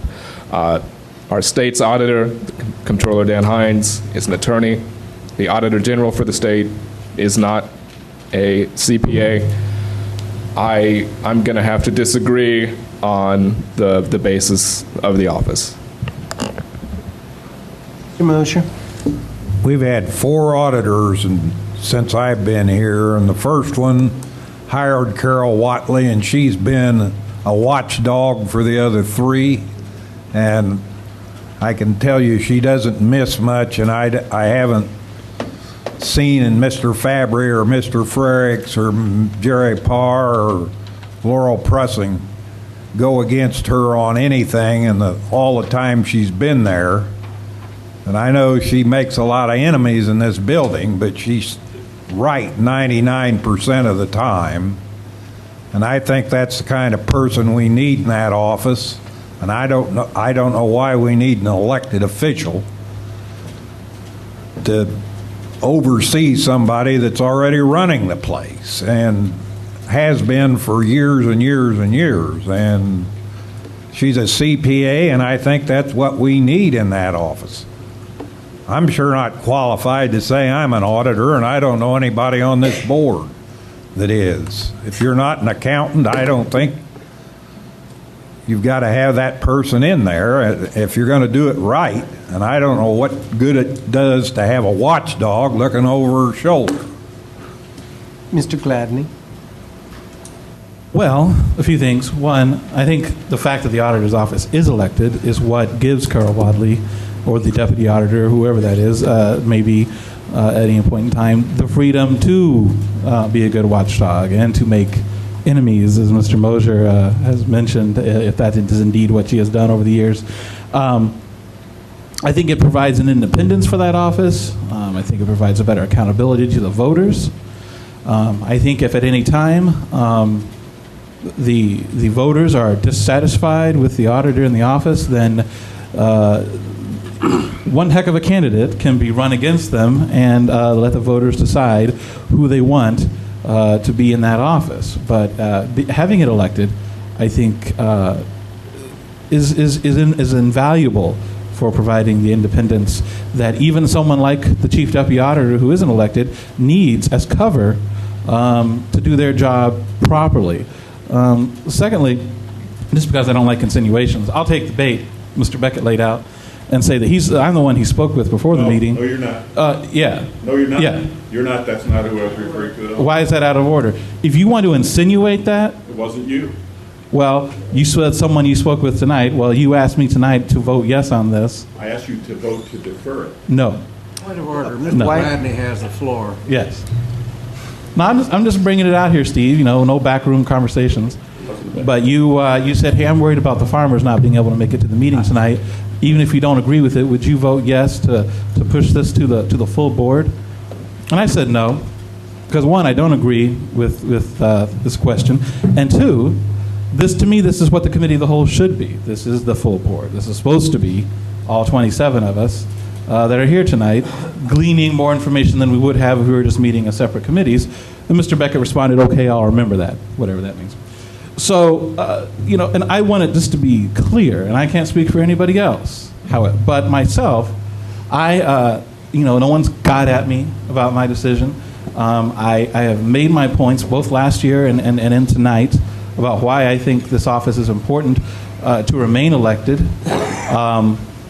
And, for others that sit here and say, well, we should let the voters decide, well, if you are so concerned about the voters having a voice, then you should have voted to put the other two offices that they can choose to eliminate on the ballot as well. But that wasn't done. So that's a line of argument that I think needs to be put away. But I think this should remain elected. I am voting no on it tonight because my vote is my vote, and I take it very seriously. And I don't shift it around and change it for various reasons that I don't think are valid. And that's my 2 cents. Mr. Schmucker? Well, I have to say I'm practically sick to my stomach that we're talking about this again. I mean, there is, and I think the reason why I just hate the discussion around this issue is because I think that more than any other issue that I've seen us debate in the last 2 years, there's a level of some sort of political vindictiveness underneath the debate that I don't really understand because I've only been around for a couple of years. But there seems to be rivalries that go back many, many years, and these are political rivalries, and they don't really have anything to do with party label. But there seems to be some attempt to settle old scores here, which again, I'm not claiming I understand. But it makes me sick that this process is being used in that way. And, I just want to say it because I just think it's true. And I think it makes me sad because it's people who I believe usually act on principle and with a lot of independence from both parties, even if I disagree with the principles and where they're coming from. But I think that in this case, they're caught up in some rivalry that is nonsensical and is going to make our county less democratic with a small d. So that's my sort of sadness that comes with this whole discussion being here again. The auditor's office is important because of its independence. Everybody has said that tonight. We discussed the coroner's office in this process. I can't think of a job that is less political and more technical than the coroner, and more in a job that requires an office that does not require political independence, because it is purely a professional job. And to pass over that office and say that this office is the one that really needs to be assessed and reviewed, I mean, I think that sort of strikes at the, where this is all coming from. I voted not to put any of these on the ballot. I think that I believe in that all these offices should be elected, and I'm going to stick with that principle that where I was, several months on this same issue. And I believe that's all I have to say about it. Mr. James, then Mr. McGinty, then Ms. Adams. Well, I voted no before. I don't support getting rid of any elected official unless the people so tell us so. And they could do that just like they did on the school safety or the school tax and other taxes. They got people together. They got petitions together. They came to us and said, we need a change. We want you to change it. I don't know if there's any animosity or anybody fighting here. I think sometimes it just has to do at the time.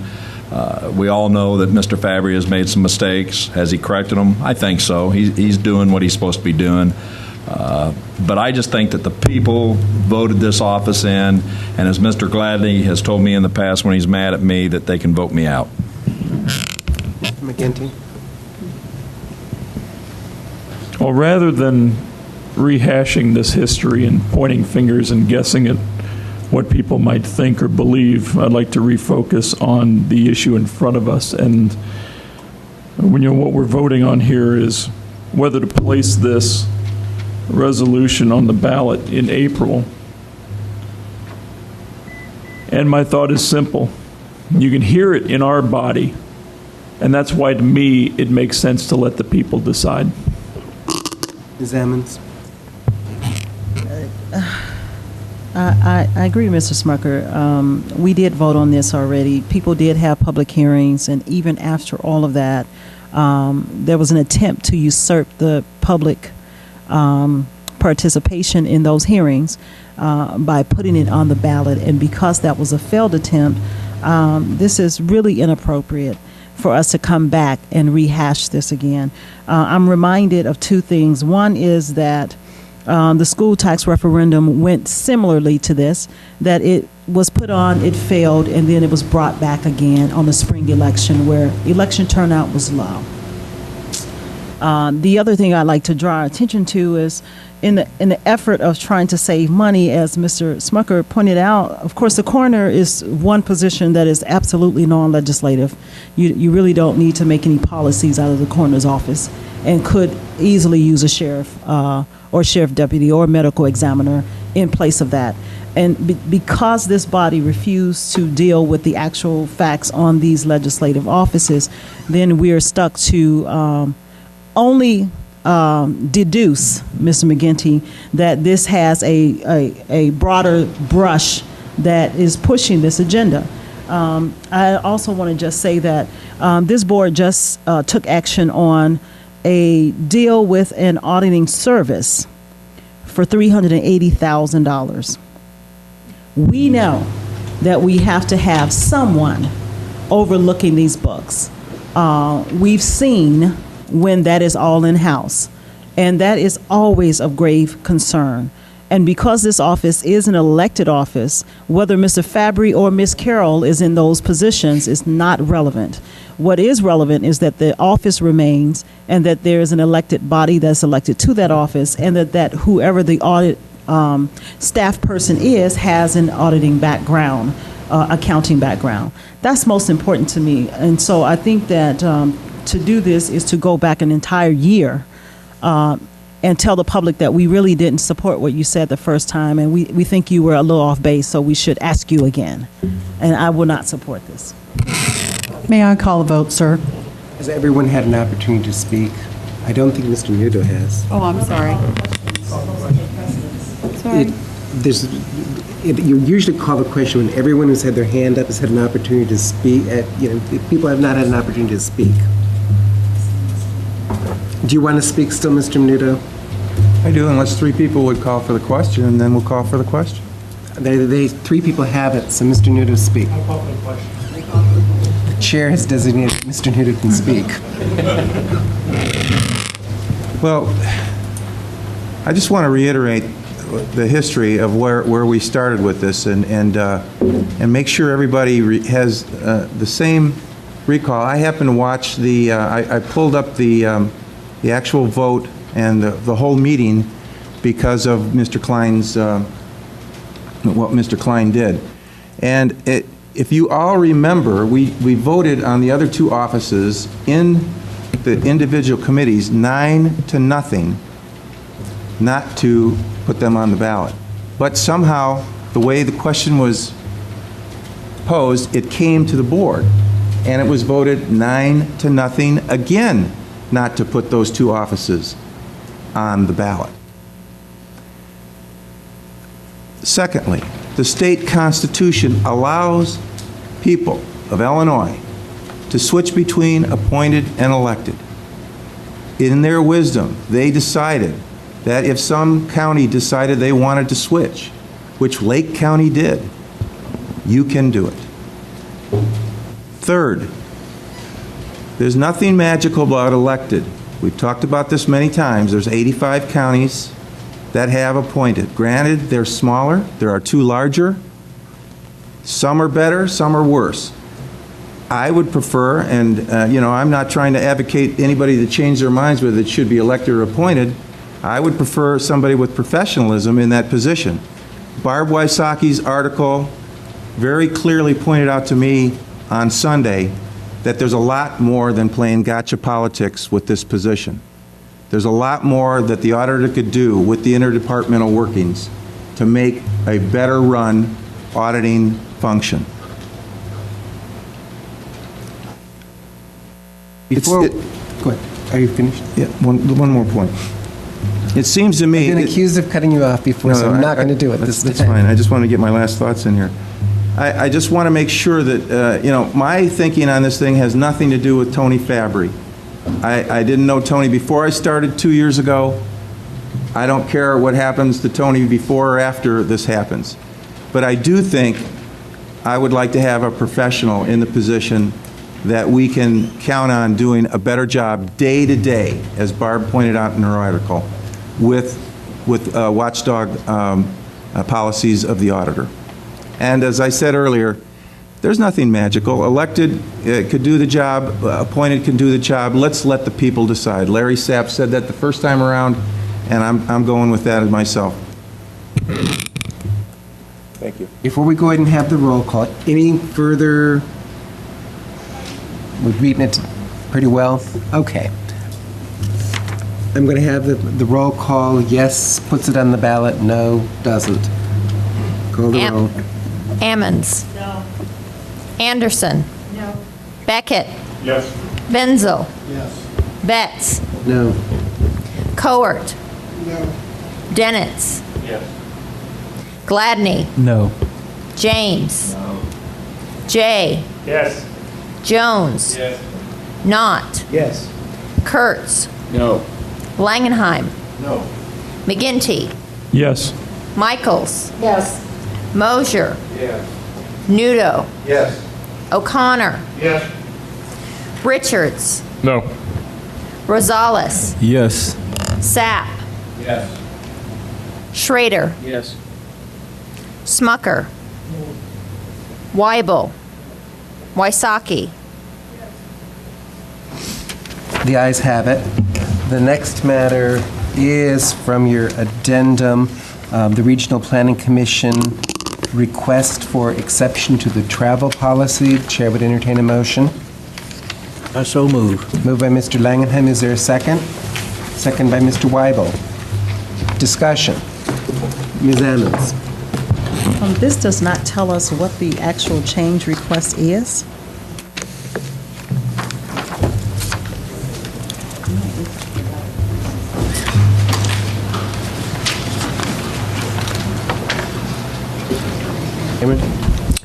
I'm sorry, I didn't hear the question. I see the letter here asking for change in the policy to accommodate. It's not a change in the policy. No, it's an exception to the policy. Exception to the policy rules. And I'm not clear on why the exception is being asked. The current travel policy rules state that if the cost of meals are included in a conference reception, an employee then cannot collect per diem. But in this case, the cost of the meals were included in the conference registration, but the employee was not able to get the meals that they needed because of their health condition. So it requires an approval as an exception to the policy.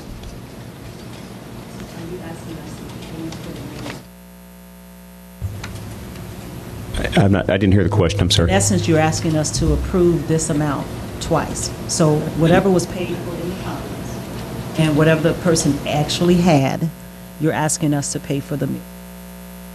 Well, I guess I wouldn't look at it that way. We did talk to the people who put the conference on. We did ask them for a refund, which they declined to do, and they did point out that their registration language for the conference said that they would do their best to accommodate special meal requests, and they're saying in this case we simply couldn't accommodate that request. We didn't make that rule. Those were the folks who put the conference on. I guess my question, I went to a conference recently of which we had to pay for the meals in the conference, and because I'm vegetarian, unless they didn't have vegetarian. So they actually did refund that money to us because they could not accommodate. I'm asking if there's an accommodation outside of normal requests, vegetarian or... Well, they declined to give us a refund or reduce the cost of the conference, again, based on the fact that their language, they said that they would do their best to accommodate special requests. And they're saying in this case we couldn't do it, but we didn't say in the conference that we could accommodate every special request. They said they would do their best. And then what's the cost associated to just this change? I don't recall, actually. It would be the daily per diem, so I don't know what it ends up being, $100, $150, I don't know what it is, daily per diem. So. I have a question. I remember that billing. I think it was around $175 or something like that. But my question is that do they turn in receipts when they do something special, or do they automatically get a per diem? Is that part of the standard? Because it seemed like the per diem seemed generous, but then in some areas it might not be generous. So I didn't know if they do receipts or there's just a flat amount we do. Well, again, it depends on the circumstances, and in this case, when the reservations were made for the conference, we assumed that, the person would get meals. It was only after they arrived at the conference, made their special meal request, that they were told that their meal request couldn't be accommodated and that they need to purchase their own food. I understand that. What I'm asking is, what's the policy? Your policy allows employees to receive the per diem without producing receipts for specific meals. I'm sorry, I misunderstood the question. Sorry. Ms. Anderson? And in this case, you mentioned vegetarian, but this was a Head Start employee, I believe, who was diabetic. And it seems to me that with the health, if you're diabetic and you're there, I don't know if this was I'm going to stop several just for a day. second. I'm going to stop. I think we are invading because it's very specific, the person's medical history and privacy. It was right in the material. I know, but I just don't think we should broadcast it to the whole world. I'm sorry. Well, I guess I'm just saying that it seems to me that it's important to cover it because they were required to attend this training and were unable to get what was promised. Mr. Langenheim? Question. You used the term per diem. Did you mean the price of the meal or a true per diem, which also includes lodging? Meal per diem, there's actually a schedule that the county approves every year. Just the meal? Just the meals. Okay. Mr. Gladney? How many meals are we talking about here that this person had to make their own accommodation for? It was a multi-day conference. I think it was maybe 3 or 4 days. So you're talking about 9 to 12 meals, roughly. And, sorry if I got confused here, but are we talking then we would be doing a per diem of $100 a day? Is that the exception that no? Or how much are... The employee, when they could not get the meals that they requested at the conference, they have now requested to be reimbursed based on the county's per diem schedule for meals for that particular conference location. And we don't have a dollar amount, though, for that? Again, I think You know, it's... every city has a different per diem allowance, and there's so little travel going on right now, I can't tell you off the top of my head what the per diem allowance is, but it depends on what city it's in. We follow the IRS guidelines for what meal allowances should be for any given day for breakfast, lunch, and dinner. Okay. I mean, I can say it is less than $200. I don't remember the exact number, so... Mr. Jay? I do understand traveling with some restrictions, but most of us that have to do that are prepared to take care of that. I don't think we should make exceptions, because it just, as we're doing right now, we'll end up arguing over whether it was a real exception or whether it wasn't. So I think we should not do the exception. Further I'm sorry, Mr. Chairman, we were debating. Further discussion. I'm going to have the clerk call the roll on this one. We had all this discussion, we might as well put people on the record. Ammons. No. Anderson. Yes. Beckett. Yes. Benzel. Yes. Betts. Yes. Coert. Yes. Dennitz. Yes. Gladney. Yes. James. No. Jay. No. Jones. Knott. Kurtz. Langenheim. Yes. McGinty. Yes. Michaels. Mosier. Yes. Nudo. Yes. O'Connor. No. Richards. Yes. Rosales. Yes. Sapp. Yes. Schrader. Yes. Smucker. Yes. Weibel. Yes. Wysocki. The yeses have it. Finance. Mr. Betts, don't you have to designate things for the Sorry. consent agenda? I think there's a couple items. What do we have? I got B1 and B4, Yeah, okay. I think, the only ones. Yep. They don't go to. Oh, they don't, okay, well, then, never mind. But at least we checked. 50 cents and spend 2 hours arguing about it. Okay, here we go. Finance Committee. I would entertain a motion to handle items 1, 2, and from the addendum 3 in an omnibus fashion. They're all RPC items, and Cam is still here to answer any questions. Is there a motion to that effect? So moved. By Second. Michael, seconded by Carol. Discussion. All in favor, say aye. Aye. Any opposed? That motion carries. Item 4 from Budget Amendments and Transfers is 100081 for $36,000, Developmental Disability Fund to cover grant expenditures for fiscal 2010. Motion for approval by Carol, second by Lorraine. Discussion. Carol. I read this, and I just really have nothing. Deb? Actually, I'm going to ask Lynn from Developmental Disabilities Board. Were you ready? Can you speak to this budget amendment? It's an amendment for $36,000 for the Developmental Disability Board to cover grant expenditures. I don't know anything about it. Yeah, I don't. I'm sorry. Well, I imagine it has to do with, I mean, certainly they have the funds available. It probably has to do with grants maybe increasing this fiscal year more than had originally been anticipated. You have to understand their fiscal year and our fiscal year are two different things, so they've already started into their 11 fiscal year, and I assume this is a change that is required based on that. Michael? This looks like it's not revenue neutral. Ms. Busey, do you know if this is money that's already in the budget? It just looks like it's not revenue neutral? No, it's not money in the there, budget. Money that they've already gotten, But they- so that the revenue's actually, the 36,000's actually already showed up? They have the money. They have, they're saying it's from their fund balance. They don't spend everything they receive every year. They sit on a fund balance that's in excess of, it's probably in excess of $2 million. But grant expenditures, do we mean their match on an incoming grant? All that this board does is award grants to agencies in this community who provide services. So they are awarding a grant to someone to provide services as required for developmental disability services in this community. Larry, then Steve.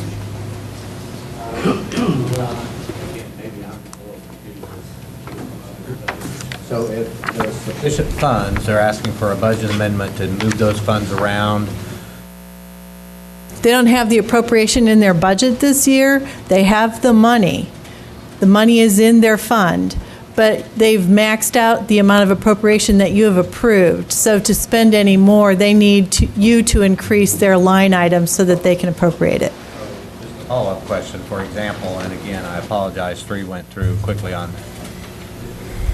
that one where the salary was $45,000 and they increased that to $58,800. They initially asked for $45,000. Just the fact that they increased the salary to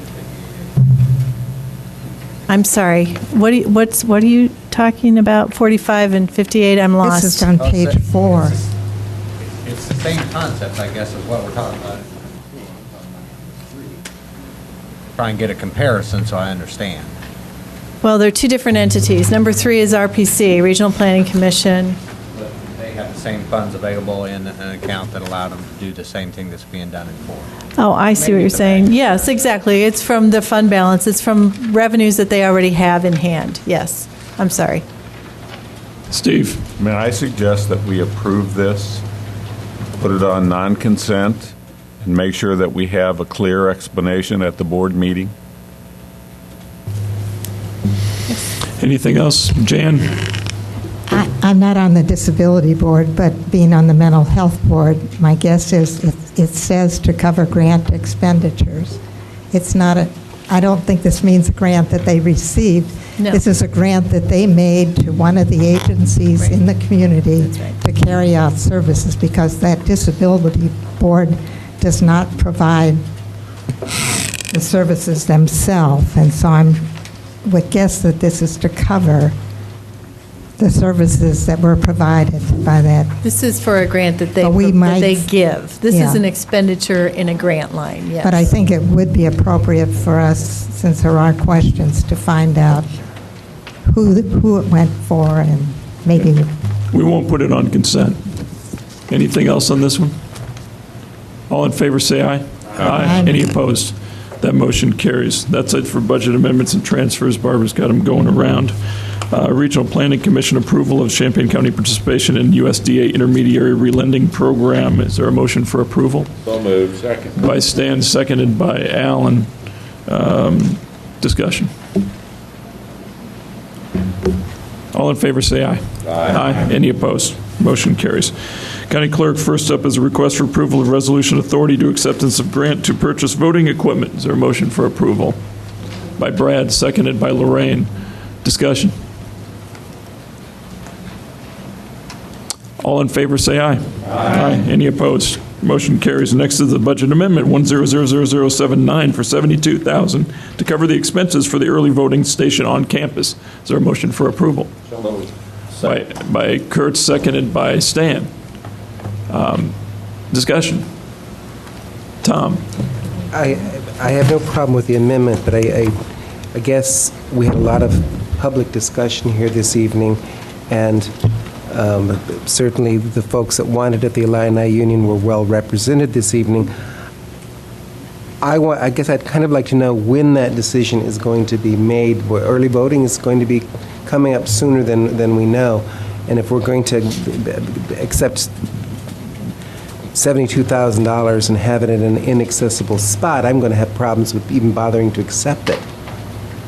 Do we have any idea when that decision is actually going to be made as to where that polling place is going to be? Who can answer that? Mr. Sheldon. Mark.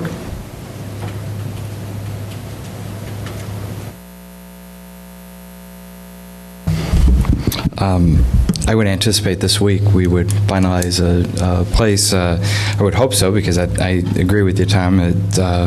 we need a location so that we can get all the preparations in place. And right now, the only location that I've been able to identify that I feel is suitable for that is location just south of Cranert. It's right underneath the School of Social Work, and it's got good parking there, and it's got enough space for us, plenty of space, and I think it's a good location. So that's what certainly accessible, and that's where we're at right now. And the university has not offered anything except the one location that many of you have probably heard about, which is the Pine Lounge of the Illini Union. Steve, then Sam, then Jan.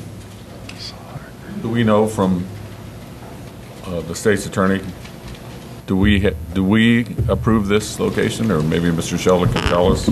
Do we ultimately approve polling locations? I thought we did that.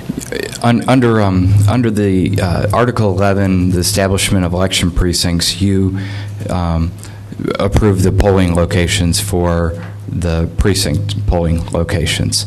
Under 19A, the early voting statute, those locations are set by our office, by the election authority. Sam, then Jan.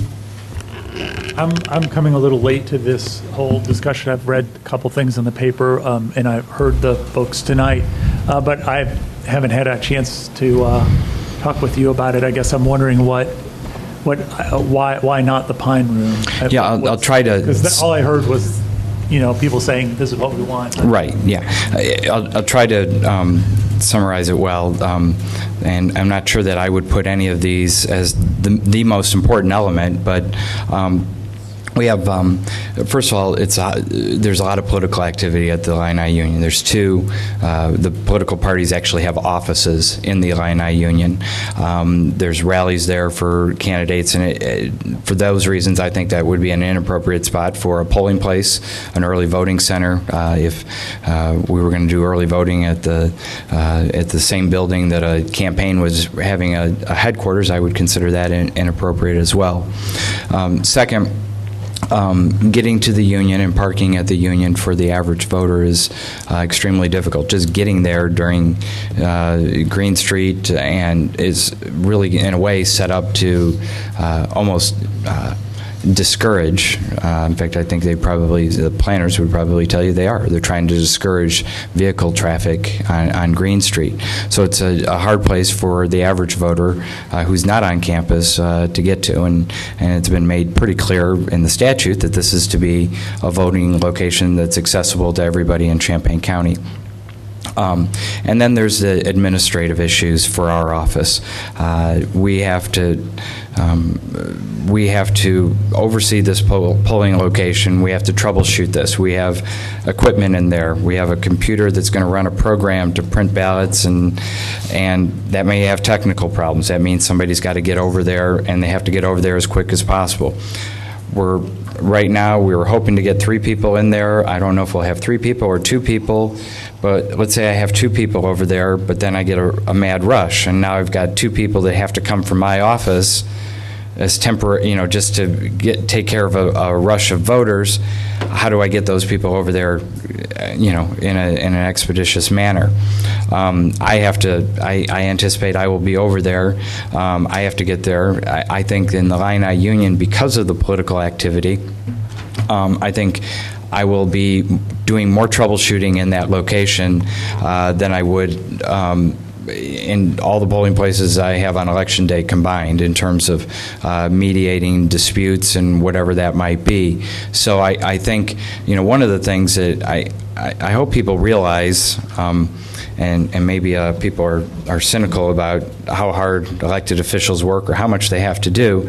When I took this office, there was a chief deputy, and then there was a person who was over the elections department and a person who was over the vitals department. We had the clerk and 3 other administrative positions. Now we have the clerk and 1 other administrative positions. County's done very well for 13 years, in part because we hopefully haven't bit off too much more than we can chew, and I think that I work very hard, and I think my chief deputy works very hard. But when you ask us to administer and oversee and manage another place over the course of 18 days when everything is so much up in the air. There are problems that happen, numerous problems every day that have to be dealt with.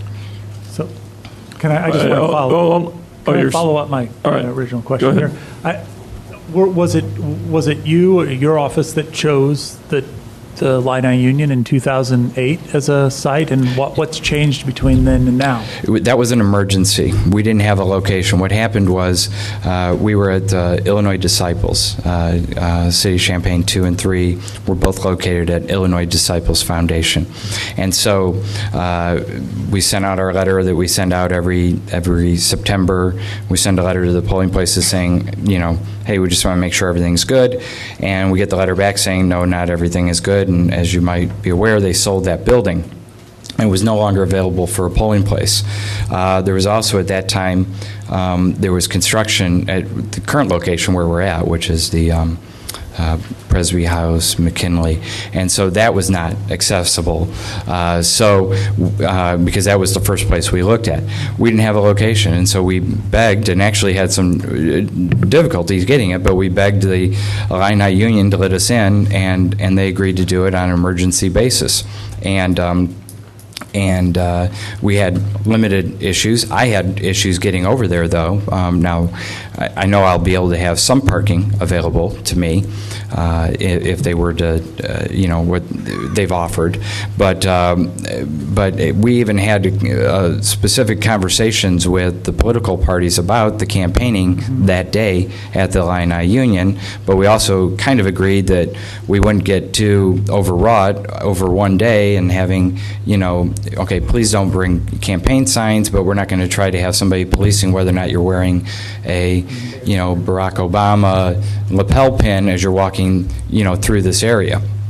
So, so that was just on an emergency basis, and the first opportunity we had, we found another location. I suspect there are a lot of other questions I'd like to get through. There are so many people that want their hands up, so if I may. Can I just say one sentence? It's just, you run such a competent and I believe a well-run office. It's very efficient.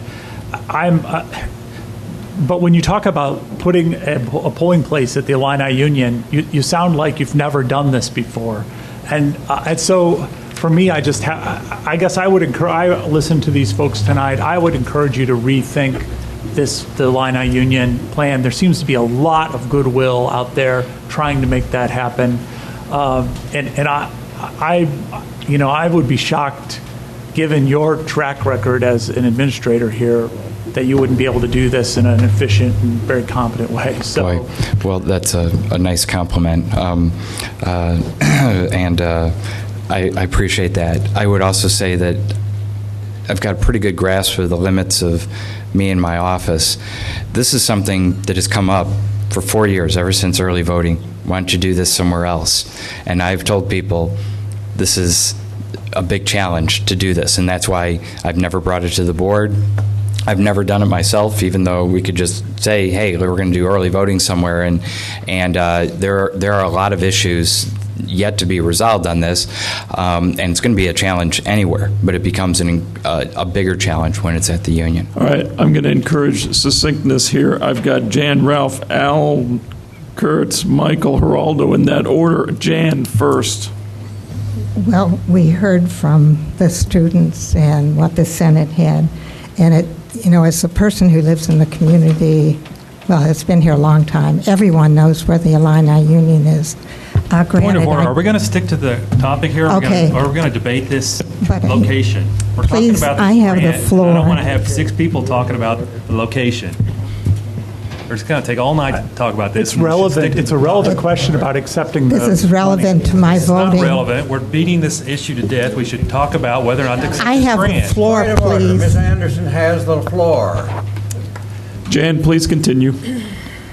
It's hard to get my thoughts together. It's important to me in voting on this to get this resolved. I drove down there recently to pick up Meals on Wheels at the Illini Union, and that's parking where the parking is all taken care of. But if they are going to reserve area in the Circle Drive, it seems to me that most community people, if they have a car, are going to drive to your office rather than going there. There's so many people on campus that it seems that we ought to accommodate them. I'm wondering if it is appropriate to make an amendment to this budget amendment to say that we would accept the $72,000 with the caveat that the polling place be at the Illini Union. Second that. I'll make that motion. Point of order. Point of order. Mr. Chairman, point of order. I'm not sure that, I think we've stepped over the line. It's not for us to choose this polling place. That's the chairman's, or that's... Point of information? And the other area... Hold on, Jan. I want to try to solve this issue in front of us before you continue. Pius first. Sorry. I talked to Mr. David Thorne about the role of the county board in determining polling places. He cites Article 10, ILCS 511-2, and I'll take this sentence from it in its entirety. The county board in every case shall fix and establish the places for holding elections in its respective county, and all elections shall be held at the places so fixed. According to Mr. DeThorne, we have to vote on whether on those appropriate polling places. We normally do that in June. Obviously, this came up after June, so we do have to vote on where that polling place should be on campus. Now? Before, not today. No, we cannot do it today because it's... So that's not an appropriate amendment? I would agree, not be appropriate today. But it is not an appropriate amendment, is your judgment? That's correct. Okay, so based on that... Could I address no, this? Hold on a second. I'm going to try to keep control here. So based on that, we're not going to look at that amendment at this point. Jan, please continue. So we could do the amendment then at the county board? Is that what you're saying? I think another consideration is that the Illini Union is offered by the university free. The other location, as I understand, would be $800 that we would be giving to the person that leases that building, who is Mr. Hartman, who is the former chair of the Republican County Republican Party. Okay. I think that's a consideration as well. All right, Ralph. Okay. We may not be in a position, or may not be appropriate to direct the clerk to hold that election in the Pine Lounge, but we can certainly append a recommendation that he do so. And I so move. Point of order, that's been ruled out of order. So let me stop for a second. Pius, what would you recommend? How is this handled into the full board meeting? Well, I think that this could be handled at the full board meeting, so I think Mr. Sheldon is getting the gist of what Mr. Langenheim's saying and other people are saying, so I would say let's move on. As far as, we can bring, a resolution can be brought forward to the county board meeting without going through committee designating the polling place on campus. So we're voted, just as a point of clarification then, so we'd be voting on just this appropriation this evening, the $72,000, and if you're not good with the caveats there, you vote against it. If you're for it, and either for it or for it with taking your chances on where that polling place is going to be, you vote for it. Okay? Does that make sense? All right. Hold on. I still have plenty of people to get through here. I've got Al Kurtz first. And Stan, I've got you on the list. Thank you. It's well known that the Pine Lounge is free. The parking in front of the Circle Drive will be available for those 18 days for free. Parking off that location will also be provided. The bus stops work in front of the Union. 20,000 people move through there on a daily basis. Your political conversation that takes place. All right. We've heard that. I'm sorry. I'm just going to try to keep this going. Up the same excuses. All right. Hold on. He's going to get a chance as well. Michael. Okay. Let me see if I can keep my thoughts on this brief. I think I'm just remaining with 2 points. Two, I think it's pretty clear from the intent of Public Law 96-1008 that the place that best meets the intent of the law, being high traffic and on the main campus, is pretty clearly somewhere in the Illini Union. I think anywhere on the quad would probably work, but I doubt the university is going to give up any classrooms in any main buildings. And also, I'm a little bit concerned. I think that the legality of Gregory Place is a little bit of a gray area, Mr. Sheldon. It's a university building, but it's a private lease. The law specifically is talking about the relevant election authority doing a contract with the university, and even if it's certainly not, even if it's admissible as being on the main campus, and it is owned by the university, it's certainly not a high-traffic area on the main campus. So okay. I think that's a little bit gray. So we've got a group over here who's addressed this. I'm going to give Mark a chance to respond to several in a row, and then after that I've got Geraldo and then Stan. Mark. Okay. I just want to be clear on the law, because Mr. Weibel said he was going to read the law in the entirety from 11-2. 11-2 is the article, the title of the article is Establishment of Election Precincts. This is back from 1943, and it's been amended many times since. Okay, what Mr. Weibel read is, the county board in every case shall fix and establish the places for holding elections in its respective county, and all elections shall be held at the places so fixed. Now, for completeness, let's read the next sentence. The polling places shall in all cases be upon the ground floor in the front room, the entrance to which is a highway or public street which is at least 40 feet wide and is as near the center of the voting population of the precinct as is practicable. Okay? This statute for the establishment of the polling places is about the precinct polling places. Now, 19A. Okay. 19A-10, permanent polling places for early voting. A, an election authority may establish permanent polling places for early voting by personal appearances, locations throughout the election office. This is 19A. It was passed about 4 or 5 years ago. County board does not appear in 19A one single instance. Not once. Okay? I'll leave this copy, and you can get it at the ilga.gov website, okay, which is also available to Mr. DeThorne, okay? This is our decision. Should have been a decision that we arrived at. It would have been nice to have arrived at it in less contentious way, but unfortunately this is where we're at today. But there is no authority on the county board. And so what we're going to do, if this is going to come up, and if what you're telling me is don't execute a lease because you're going to somehow, I guess, sue me in order to get the location at the Illini Union, then we can just delay this. And if you're telling me wait until next Thursday or Friday after your board meeting and go to court and get this all resolved in court, we can do that. But I've got the authority from my office. Okay, you had the authority in June under 11-2 to establish polling places.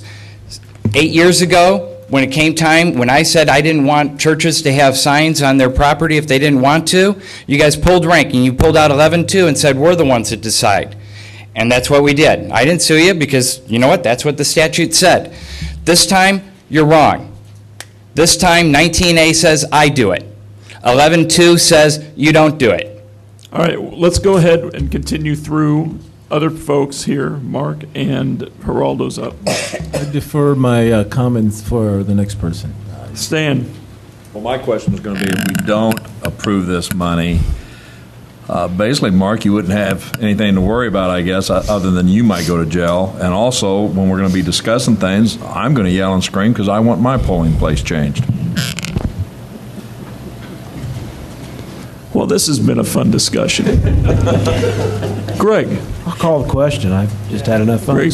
Greg and Sam. Is there anybody else who wants to call it? Okay, a bunch of people want to call it, so we vote. Do a roll call. Do a roll call. All right, we'll go ahead. Voting for the grant. We will, for the grant, voting for the grant. Just to be clear, because you've asked for a roll call, and this is a budget amendment, I believe at committee, it only requires a majority. At county board, it requires 18 votes. So just to be clear before you vote, I believe that a majority would pass it on to the county board. Thank you for that clarification. Kat, please call the roll. Ammons. Yes. Anderson. Yes. Beckett. Yes. Benzel. Yes. Betts. Yes. Coert. Yes.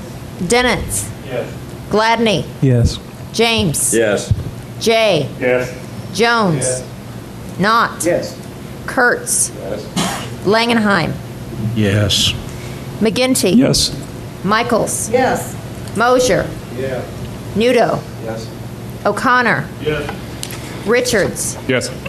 Rosales. Sapp. Schrader. Yes.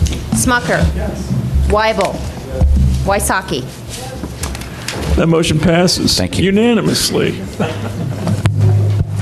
All for consent. That's great. All right.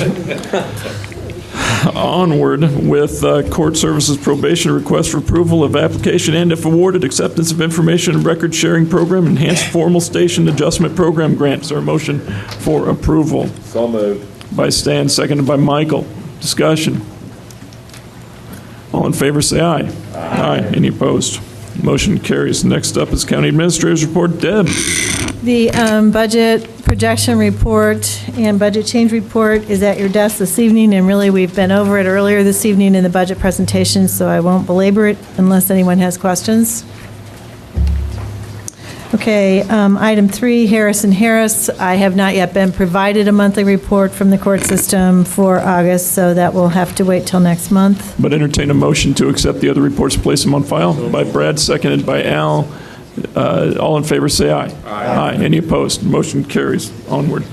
Okay, number 4, on pages 88 and 89 of your packet. You've dealt with this earlier this evening, but formally, the Finance Committee recommends to the County Board any additional staffing. So the recommendation from policy is to request your approval of the addition of the Developmental Disabilities Contract Coordinator position assigned to grade range F of the county's salary schedule to the staffing for the Mental Health Board. Move approval. Motion by Steve, seconded by Ron. Any discussion?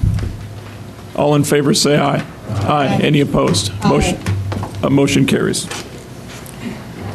Next is a request for your approval of an IT staffing change. With the fiscal year 2011 budget cuts, the Administrative Services Department has analyzed its staffing of the IT division and believes that with recent enhancements in software and server capabilities that we no longer need to maintain a security analyst position, which is one of the higher level positions, but at the same time, we have a strong need for an additional desktop support technician. Currently, we only have one position that is assigned specifically and only to maintain the some 600 computers and printers throughout the county. So we are asking to replace that higher level position with the lower level desktop support technician position, effective on December 1st, 2010. So I'm requesting that the hiring freeze waiver would not apply, so that when the security analyst position ends on November 30th, we are able to begin a desktop support technician position on December 1st. Is there a motion for approval? By Brad. Is there a second? By Diane. Discussion. Carol, then Barbara. I just want to ask, there's currently the higher level, the senior, is it security analyst? There's already a security analyst in this position? Yes, there is. And then, so that person is going to be terminated as of December 30th? That person has been given notice that their position is, with the budget, being terminated, yes. Staff member then have the option of? Yes. Is that where you transferring the person? The person will be provided the opportunity to apply for the desktop support technician. We will fill the position with the individual who's best qualified. We intend to advertise for it. Barbara? That was sort of my question. Anything else on this issue? All in favor say aye. Aye. Any opposed? Motion carries. And the next item is with the upcoming need to issue $2.2 million in bonds. I've put together for you an RFP to release for underwriting and financial advisor services. But before you consider that, I put that together for you so that we're prepared to go in that direction if that's the direction you choose. But I would like to tell you that I would like to request your consideration of authorizing us to hire William Blair to provide the underwriting and advisor services for this upcoming bond issue. The county's done 11 bond issues in the last 12 years, and we have done a competitive selection process for almost all of those issues, and William Blair has handled 10 of the 11, having gone through the competitive process. Because of their great familiarity with Champaign County and with our debt obligations, they provide for us continuing disclosure services every year. But they provide more to us in terms of services than just that. Just yesterday, I had a conference call with Moody's for a rating agency interview because Moody's is re-rating all of the counties in the state, and William Blair was instrumental in providing assistance to me for that conference call, and that was done simply because they have always provided us with these services. They didn't charge for that. Elizabeth Hennessy, who's been our representative, has also contacted me in the last 2 weeks with the fact that it may be advisable for us to look at refunding the 2003 nursing home bonds because she's been doing an analysis to determine if we would benefit with our savings goal if we are going to do a refunding is that we would save at least 5%. And based on her analysis, she believes that we're just about there.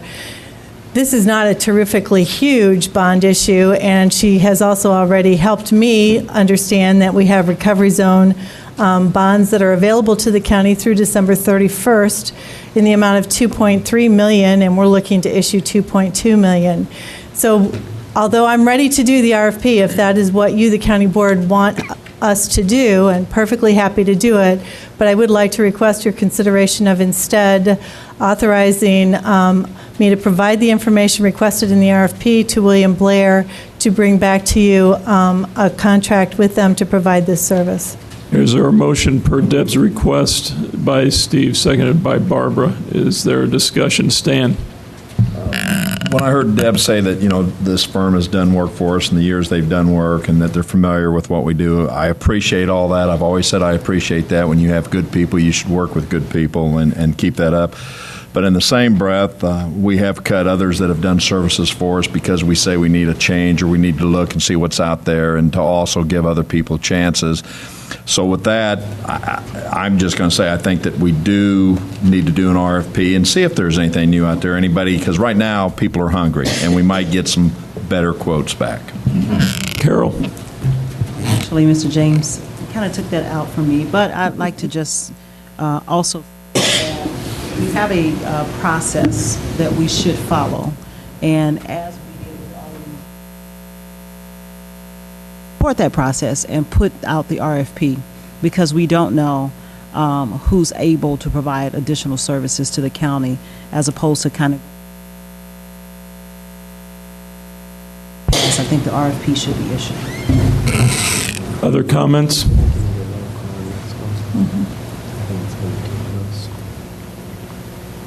Is that what you're requesting?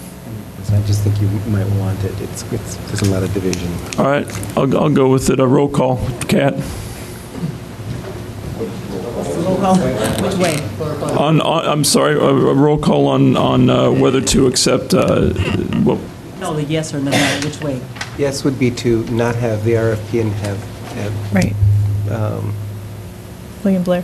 So yes is to just go with William Blair. Make sense? Okay, sorry, and thank you. Kat? Ammons. No. Anderson. Oh. Yes means to. Yeah, yes means to not. I'm just trying to decide what to do. Okay. Okay. No. Beckett. Yes. Benzel. Yes. Betts. No. Coert. I'm sorry, I didn't catch that. Dennis. Yes. Gladney. No. James. No. Jay. Yes. Jones. Yes. Knott. Yes. Kurtz. No. Langenheim. No. McGinty. Yes. Michaels. Yes. Mosier. Nudo. Yes. O'Connor. Yes. Richards. No. Rosales. Yes. Sapp. No. Schrader. Yes. Smucker. Weibel. Wysocki. Those are 14 yeses. That's what I had, Kat. So that motion passes. Next up is the discussion and direction regarding the fiscal 2011 budget. I ask that this be placed on the agenda pursuant to the presentation that you saw earlier this evening, particularly with regard to the general corporate fund. If you have any direction that you would want to provide at this time to change any of the parameters or decisions that have gone into the way the budget was presented to you tonight. And I guess I would talk specifically about some of the negatives at the end and the positives. Do you want to direct that any of those decisions be changed before we finalize the budget, which will be presented to you to be placed on file on the table in October? Any suggestions or recommendations? Alan? I had a very short conversation with Deb back here, and the only thing I look at in the budget is the fines that we have had not much success in collecting. I know we have no control over that, but I wish we could get some measure of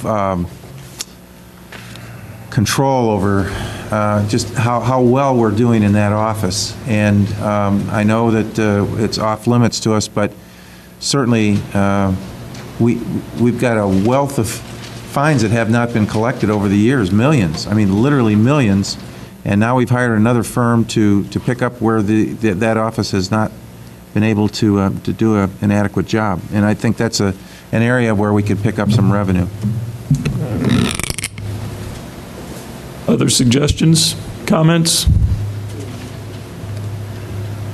Anything else you want to cover on that, Deb? No, thank you. All right, thank you. Treasurer's report, accept and place on file. Is there a motion to do so? By Chris, seconded by Steve Mosier. Discussion? All in favor say aye. Aye. Any opposed? That motion carries. Auditor, the purchases not following purchasing policy is in front of you. The monthly reports from July and August. Entertain a motion to accept and place on file. By Geraldo, seconded by, I didn't catch it, Brad. Discussion? Ron? Just one quick question on the first one on the auditor's report there for the painting for $17,000 with no purchase order. Any idea what that was about? Or go ahead, Tony. Well, I know there was a fire at the highway facility building, and this was repainting after the repair work. So was this just a mistake that a purchase order didn't get issued? We've asked and we did not get an answer. We don't know. I believe that the insurance specialist, when dealing with emergencies like that, does not customarily, particularly when it's for services and not goods, obtain purchase orders. And in fact, the purchasing policy, I believe, is somewhat unclear on whether or not it's mandated for services. It is certainly mandated for goods, and that's a discussion that I've been having with the auditor staff. So it's probably an oversight, but she was dealing with an emergency. So. Stain. I don't know who okayed it, but I would just go back and say when we were talking about setting up this list of minority business owners, that would have been one of the things that I think could have fell underneath that and probably saved us a little bit of money because we're paying a general contractor some overhead to hire these folks to do that work. That's just my thought. Any other discussion on this? And the motion, is there a motion on the floor? I forget, for accepting and placing. All in favor say aye. Aye. Any opposed? Motion carries. Thanks, Tony. Is there any other business? There's no chair's report. The items for consent are A1 through 3, B1, C1 and 2, and D1, and that's it. Thanks. Don't you do the other closed session notes? That's you. Oh. thought it was Brendan. Mr. Beckett, will you make a motion on the I'm wondering why we can't do this at facilities, because this really isn't. I mean, do you really want to do it today? Which one? The closed sessions minutes? The one on the for sale or lease of property. Oh, I was waiting for you to make the closed session minutes motion. Oh, I moved to approve the closed session then. Is there a second? Second. The motion is to maintain the closed session minutes as closed. It's the semi-annual review. Again, discussion. All those in favor signify by saying aye. Aye. Those opposed, the same. And Mr. Beckett, what you're suggesting is... I want to defer this to the committee of the whole meeting in October. Both B and... No, just B. Just B. Is that a formal motion? Yes. Is there a second? Discussion. All those in favor of the motion to defer item B signify by saying aye. Aye. Those opposed, the same. Motion carries. Item C. I've got it. Brendan, I'm I sorry. move that we enter into executive session pursuant to 5 ILCS 120/2C1 to consider the employment, compensation, discipline, performance, or dismissal of specific employees of Champaign County. I further move that the following individuals remain present: County Administrator, County's Legal Counsel, Recording Secretary. Is there a second? Second by Ms. Wysocki. Clerk, will call the roll. We have to have a roll call on this, folks. You need to be present.